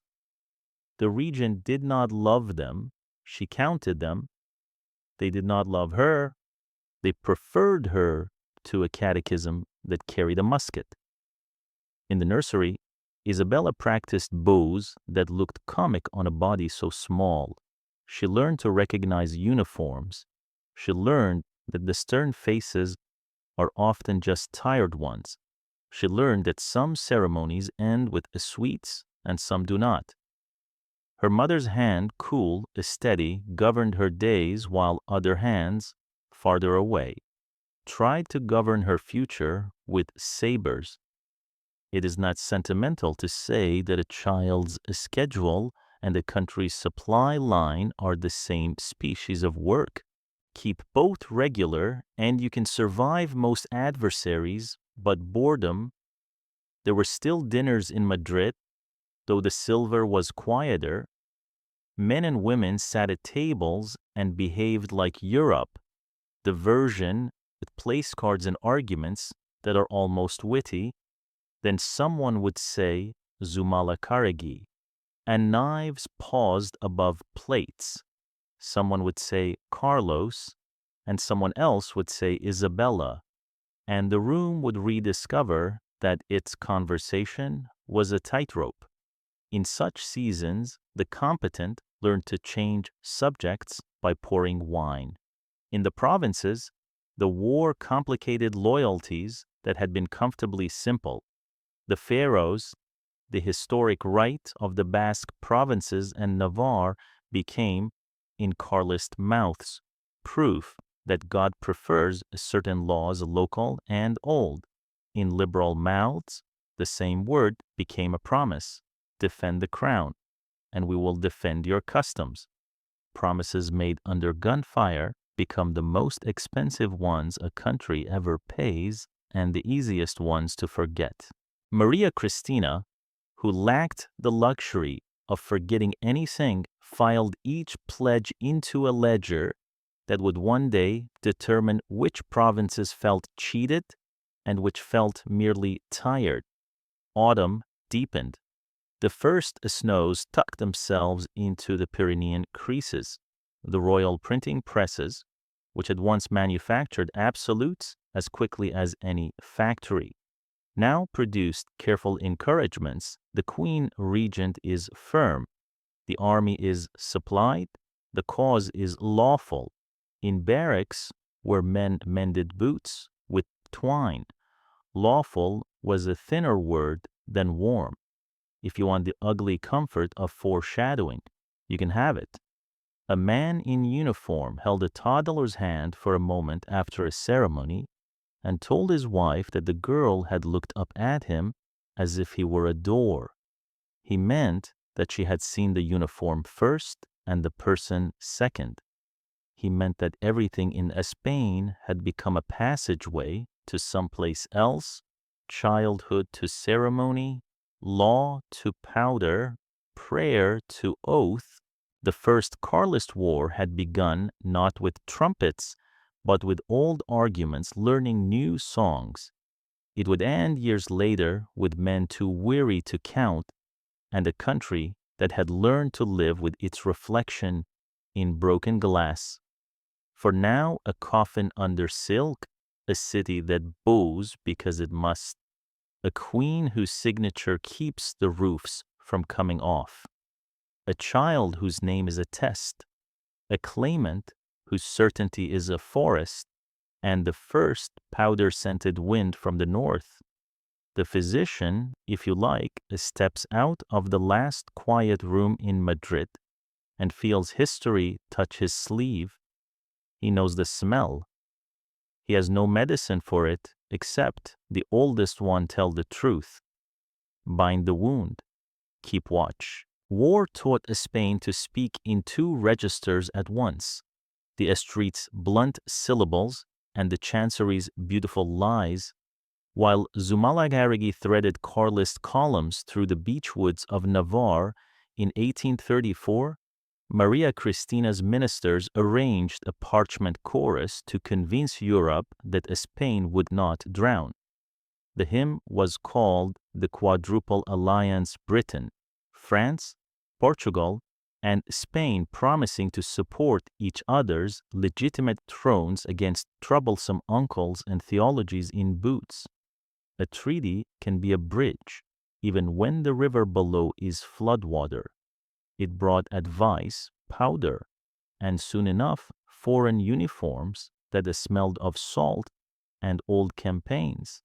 In Madrid, to dress the regency in legality, the court offered the Estatuto Real Royal Statute, a charter of chambers and procedures that looked like a constitution from across a plaza and like a leash up close. Moderates applauded at last. Forms. Progressives spat forms without furniture.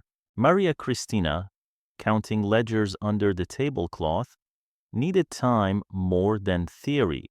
She installed Francisco Martinez de la Rosa, a poet with neat handwriting and cautious intentions, and let him try to govern a country that had learned to prefer barricades to preambles. The war refused to be impressed by charters. In the north, Zumalacarregui did with mountains.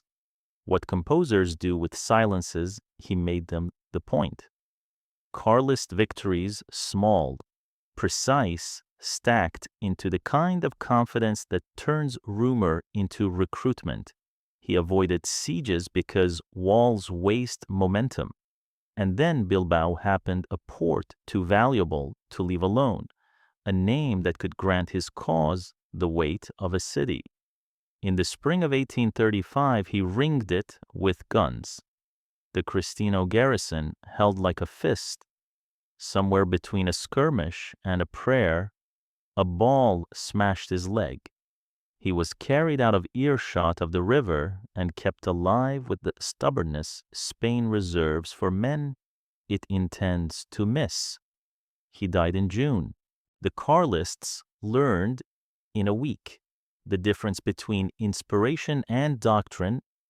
He had been the war's grammar. Without him, sentences grew longer and less clear. Between mountain ambushes and town skirmishes, atrocities multiplied with the predictability of mildew. Spain's civil wars are famous for teaching neighbors new verbs for hate. Prisoners were shot, reprisal for reprisal, confessor for confessor. A British diplomat, Lord Eliot, rode between camps in April 1835, proposing a small miracle, an agreement that prisoners would not be executed as heretics or traitors, but kept as soldiers to be exchanged. The convention of Lord Eliot was signed with the wary courtesy of men who know they cannot keep their own best promises. It slowed the killing at the edges. In the center, rage continued to make laws. Foreigners arrived with their own narrations. The British Auxiliary Legion volunteers in smart caps and varying illusions landed under Sir de Lacy Evans. They brought drills, a song or two, and a romantic misunderstanding about a Spain that cured itself in the first autumn rain. Fever took as many as musketry. They fought bravely when food existed and bravely enough when it didn't. The French, allergic to overt entanglement after their grandparents' hangover, found a legal fiction, they donated their foreign legion to Isabella's cause, washing their hands in diplomatic water and then drying them on a treaty. The legion bled under hills whose names no one in Paris could pronounce. Maps herniated with little flags no staff officer could keep up to date. At home, the war licked the cities. In July 1835, Barcelona burned convent smoke, reading the skyline like a black catechism. Anti-clerical fury, fed by years of sermons against modernity and by whispers of priests who blessed firing squads, took revenge on stone and habit. The message to Madrid was not theological, it was arithmetic: pay the troops, feed the towns, or the country will write its own ledger in flames. The poet minister fell. Maria Christina called a man who counted to 5 before he spoke, and then spent only 2 words: Juan Alvarez Mendizabal. Mendizabal, London merchant, liberal of the school that believes a deficit can be strangled with cleverness, brought a program as muscular as any cavalry charge. Desentail, desamortizar, put dead property to work. Seize ecclesiastical estates swollen by centuries, sell them, fund the war, pay the debt, enlarge the tax base, patronize a new class of owners who will prefer receipts to rosaries. It was a cure with side effects that became a century. Monasteries emptied. Paintings left altars for auctions. Villagers watched fields change hands and wondered if progress always wore a stranger's boots. The treasury, for a season, breathed. The church, for a generation, remembered. The Estatuto cracked under the weight of realities it had never intended to bear. The national militia stirred again. Juntas, improvised city councils with adrenaline for ink, reappeared like a rash. In August 1836, the revolution knocked at the bedroom door.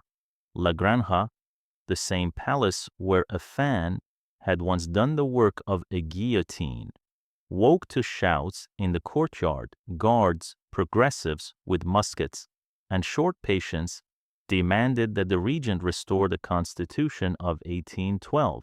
They fired into the air. Air is persuasive when it carries powder.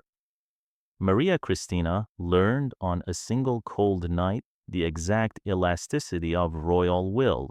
She yielded publicly and efficiently, and the next months turned that capitulation into a compromise with a longer shelf life. The Constitution of 1837, a charter with 2 chambers and enough ambiguity to let moderates and progressives pretend they had both triumphed. Back at the front, the war wrote epitaphs as if that were its principal industry. The auxiliary legion clawed at Oriamendi and fell back with the particular bitterness of foreigners who have learned a country's reign before they learned its roads.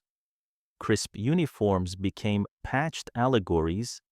Diaries ended mid-sentence. In the Maestrazgo, a young Carlist named Ramon Cabrera, his jaw a proclamation taught terror to conjugate itself.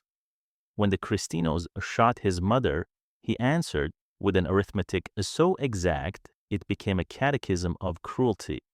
Civilians learned again that civil war is a broom that sweeps indiscriminately when it is angry.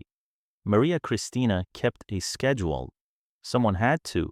She rotated generals the way a harried housekeeper rotates the mattresses. Espartero, Valdez, Rodil, their names attached to victories and failures as ragged as the hills. She learned who could move a regiment without a speech and who could move a speech without a regiment. She discovered that the loudest bravery at dinner is seldom the first to rise before dawn. She promised London stability and Paris moderation. and in return received loans that arrived with sermons. She learned to hear the British phrase our advice as a polite synonym for our conditions. The palace had its own front. The regent's private life, how private can a queen's private be fractured into rumor? The name Agustin Muñoz, guardsman, traveled the corridors with the insolent speed that attaches itself to gossip when it contains just enough truth to wound. Whether the marriage was secret and immediate after the king's death, or delayed and disguised, mattered less to politics than to pamphleteers. Carlists used the whisper like a cudgel look, what sort of mother they ask you to obey. Liberals winced and looked away. They had more urgent scandals called rations. Maria Christina did the only thing people with responsibilities can do. When the room gossips, she worked in rooms that did not. The war, which had looked like a forest fire in 1834, became in 1837-38 a series of stoves that would not go out. One province warmed with victories while another froze.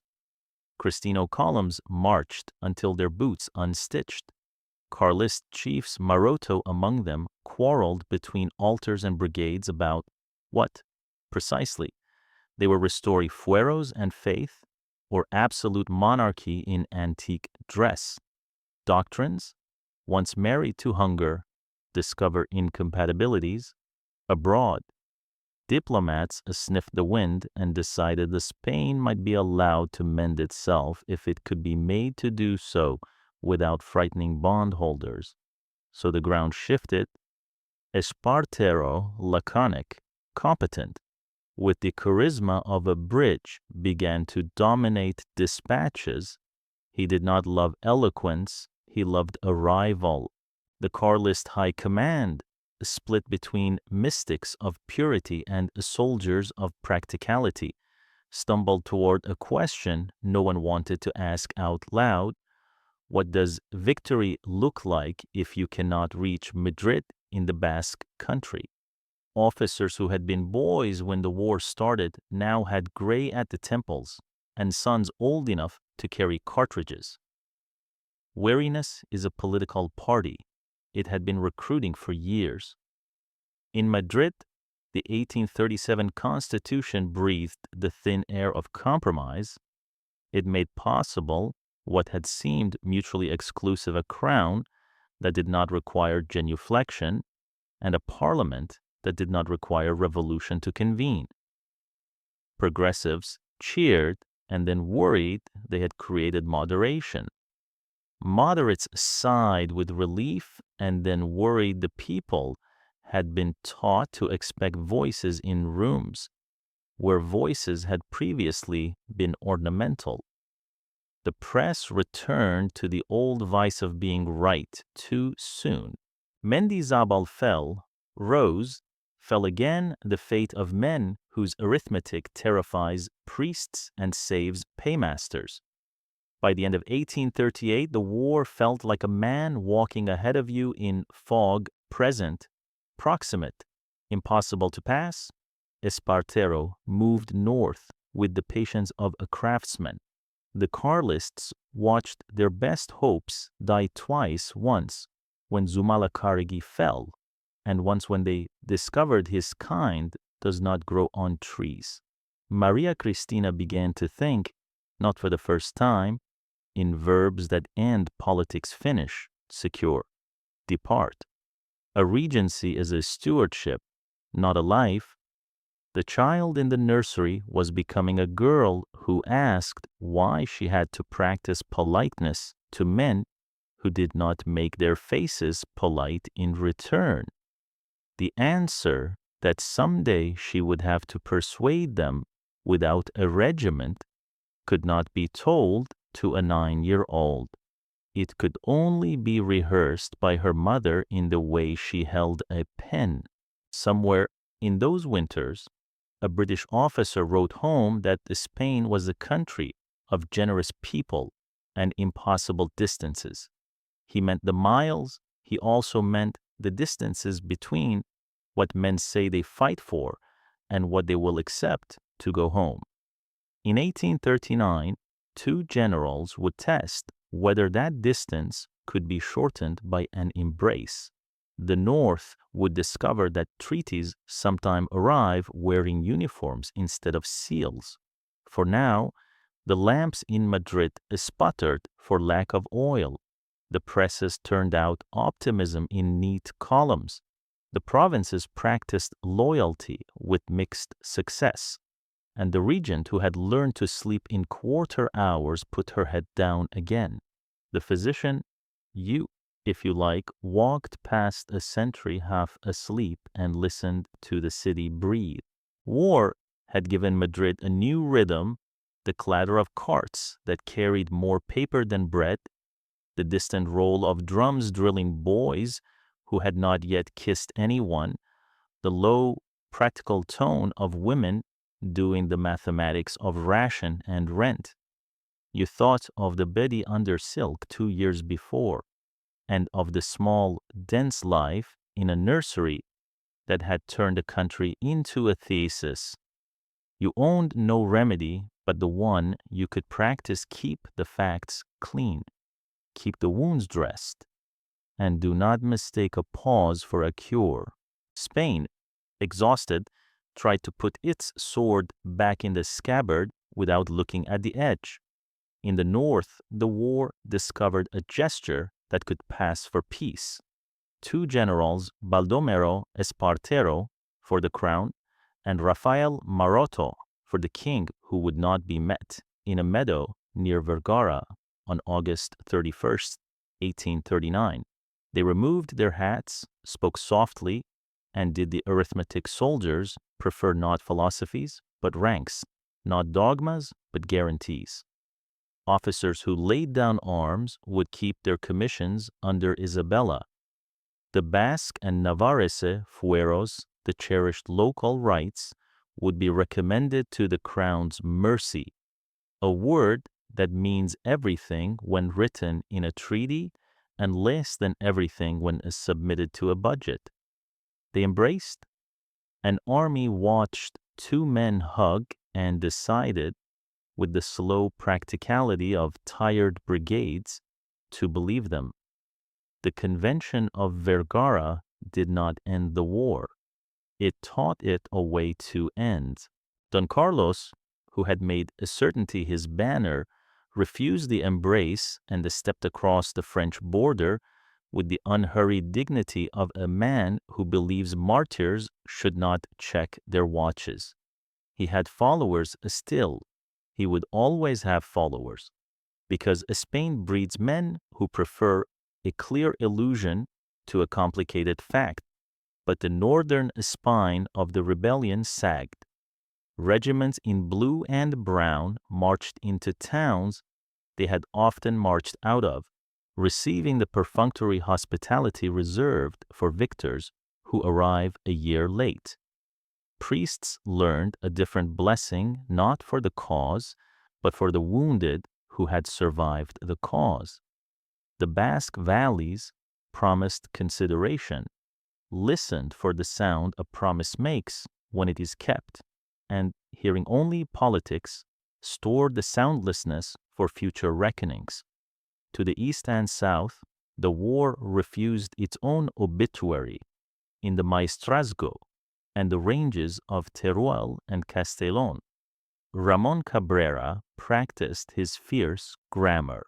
He had learned the mountains' moods and taught them to men who followed him, because he was incapable of looking back while moving forward. Where Zumalacarregui had made the woods into a violin, Cabrera made the hills into a drum. He struck everywhere the government hurt couriers, depots, the thin confidence of small garrisons. His legend drew a strength from a cruelty that had been answered with cruelty his mother shot by the government. His reprisals numbered with the sobriety of ledgers. In this theater, Spain discovered again that civil war is not two sides, but a contagion that learns the habit of the healthiest.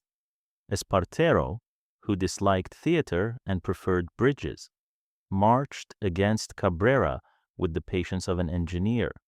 He did not promise miracles, he promised arrival. In the spring of 1840, the Cristino army coiled around Morella, Cabrera's Stone Airy. Siege is a vocabulary of repetition batteries, sorties, mines, counters. The townspeople measured days by the sound of guns and by the new difficulty of bread. In May, the walls finally misheard their own legend and fell. Cabrera slid away along footpaths that had memorized him. By summer, he, too, had crossed into France, his jaw still clenched around the war he had chosen to carry with him like a relic. The maestrazgo exhaled the way a body exhales after fever, not with triumph, but with the blankness that follows survival. Maria Christina governed in the register of necessity. She learned that foreign sympathy evaporates unless serviced with receipts, that soldiers prefer punctual coin to patriotic adjectives, and that proclamations should never be allowed to grow longer than rations. She balanced London against Paris with the tact of a woman who understands that advice is a loan with interest. She defended the 1837 Constitution in public and, in private, defended her asleep by dividing it into quarter hours. The child in the nursery, Isabella practiced the tiny bow that adults require of futures. The regent practiced the larger bow that Europe requires of debtors. Peace, when it came to the gazettes, arrived in the temperamental plural pacifications, understandings, arrangements. The quadruple alliance had done its work. British and French uniforms withdrew with the nonchalance of nations trained to leave before dinner. The auxiliary legion counted its graves and wrote its memoirs, full of wet boots and opinions about the Spanish weather and the Spanish bravery. The French Foreign Legion returned to a country that pretended never to have sent it. The war became a dossier, and then the city turned on the regent not with cannon, but with municipal law.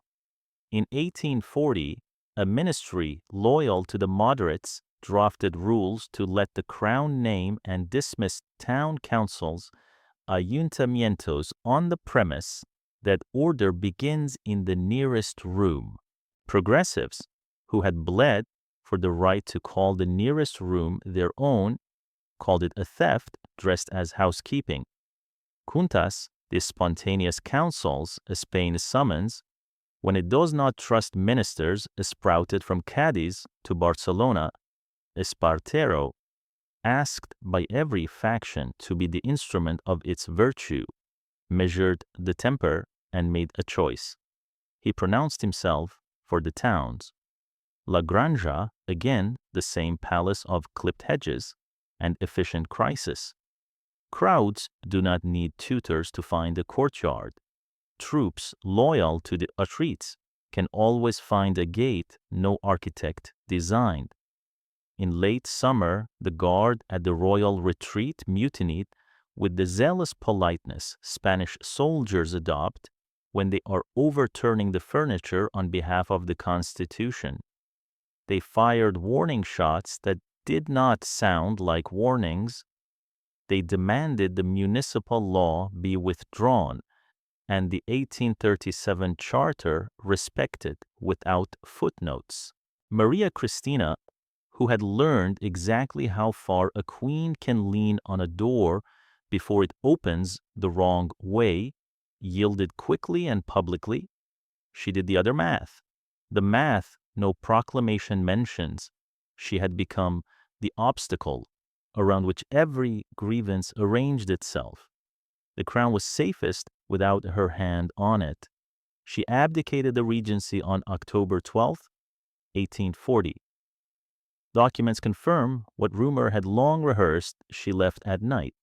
Traveling as a private person toward exile, Paris had a room waiting and an appetite for a scandal. Whether she has slipped away with a guardsman named Agustin Munoz at her side, or merely toward the life that would soon make his name official, depends on which witness you tip for their trouble. What matters is that a woman who had steered a country through siege, treaty, and civil war was escorted from her own capital by the logic of a constitution she had kept alive at considerable cost. Sometimes law eats its parents. Espartero became regent because someone had to, and because a majority of the Cortes and a plurality of the streets trusted the man who did not shout. He had no gift for the flattery that oils parliaments. He relied instead on the grammar of victories and the plain fact that he had never lied loudly enough to be remembered for it. The moderates called him a soldier with pockets shallow in doctrine. The progressives called him necessary, and then immediately asked him for more than necessity could afford. He accepted the office with a face that could have been mistaken for reluctance if you did not know the peculiar pride of men who believe their competence excuses their temper. Under the new steward, Spain tried to rehearse normalcy. The war was declared concluded, which is the passive voice for 1,000 small reconciliations hard won, and 100 large ones postponed. Men who had shouted Carlos learned to say Isabella with the careful enunciation that keeps bread on a table. Widows discovered that pensions argue with accountants longer than husbands argue with wives. The fuero's fate, the promise made in that meadow at Vergara, passed from proclamation to the longer purgatory called committee. Basque patience, which is a mineral, did not announce its cracks at once. The child queen, escorted to ceremonies she will not remember, learned to enjoy horses and to frown professionally at papers. She was, by the accident Spain calls destiny, a vessel for every argument deferred. Her small hand lifted and dropped as men coached her not to wave too much at soldiers. A governess taught her that candy after Mass is not a rite. The country taught her that noise outside a window is rarely music. Exile did not convert Maria Christina into a ghost. From Paris, in apartments bright with mirrors whose job was to lie, she remained a factor writing letters in a hand legible to treasuries, cultivating friendships among those who preferred velvet to drumheads, insisting in the measured syntax of a woman who has organized too many crises to fall for rhetoric, that her daughter's crown was a family enterprise, not a barracks. Her private life, less private now that distance had sharpened its outline, gave pamphleteers new cudgels. The secret marriage to Munoz became an open one. Children followed. The woman who had been regent became, in the jokes of men who pretend morality to avoid discussing politics, a mother twice over. She shrugged in ink and continued to add columns revenues, loyalties, errors. Not everyone accepted Espartero's regency with the resignation of people who are beginning to enjoy sleeping through the night. The moderates muttered that the army had annexed the law. Some officers who had loved marching behind him discovered they disliked being told to stand still by him. Businessmen discovered that a general's sense of timing does not translate to customs schedules, and in certain salons, where a polished sentence can substitute for a vote, The old word returned like a headache, pronunciamiento. Spain has a genius for the dramatic attempt that fails just enough to be remembered. In 1841, a plan formed to snatch the little queen from her bed and end a regency by making the monarchy a possession of the men who thought they knew better what a monarchy should be. The names glittered generals who had learned the habit of deciding the nation's future with an early breakfast and a detachment of cavalry. They chose a night in October. They chose the royal palace as if the stone could forgive them its own preferences. The household, which by now treated emergencies as a recurrent weather pattern, woke to shots and the peculiar silence of footsteps on velvet. What happened next belongs properly to another page, but the outline is enough. The attempt failed with the ugly completeness by which treason converts into farce just before it converts into tragedy. The palace held, the child slept through too much, the conspirators fled, and were caught with the speed that suggests either incompetence or betrayal. One of them, Diego de Leon, would stand before a firing squad the way brave men do in countries that have decided to pretend they are tired of bravery. Madrid discovered again how quickly a city can dress in mourning for a man it had not agreed to follow the day before. For the moment, hold the picture Spain made for itself at the end of 1840 and the start of 1841. A war collapsed into treaties and fugitives. A regent aboard a carriage to Paris, another regent measuring his patience against a parliament, and a street that both believed they had saved the nation. A child practicing the art of being looked at without losing her appetite, and a country practicing the harder art of not turning every disagreement into a biography. The physician, you can still wear that coat if you like, walked out into a night that had remembered how to be quiet. In the distance, someone hammered a plank over a window broken months before.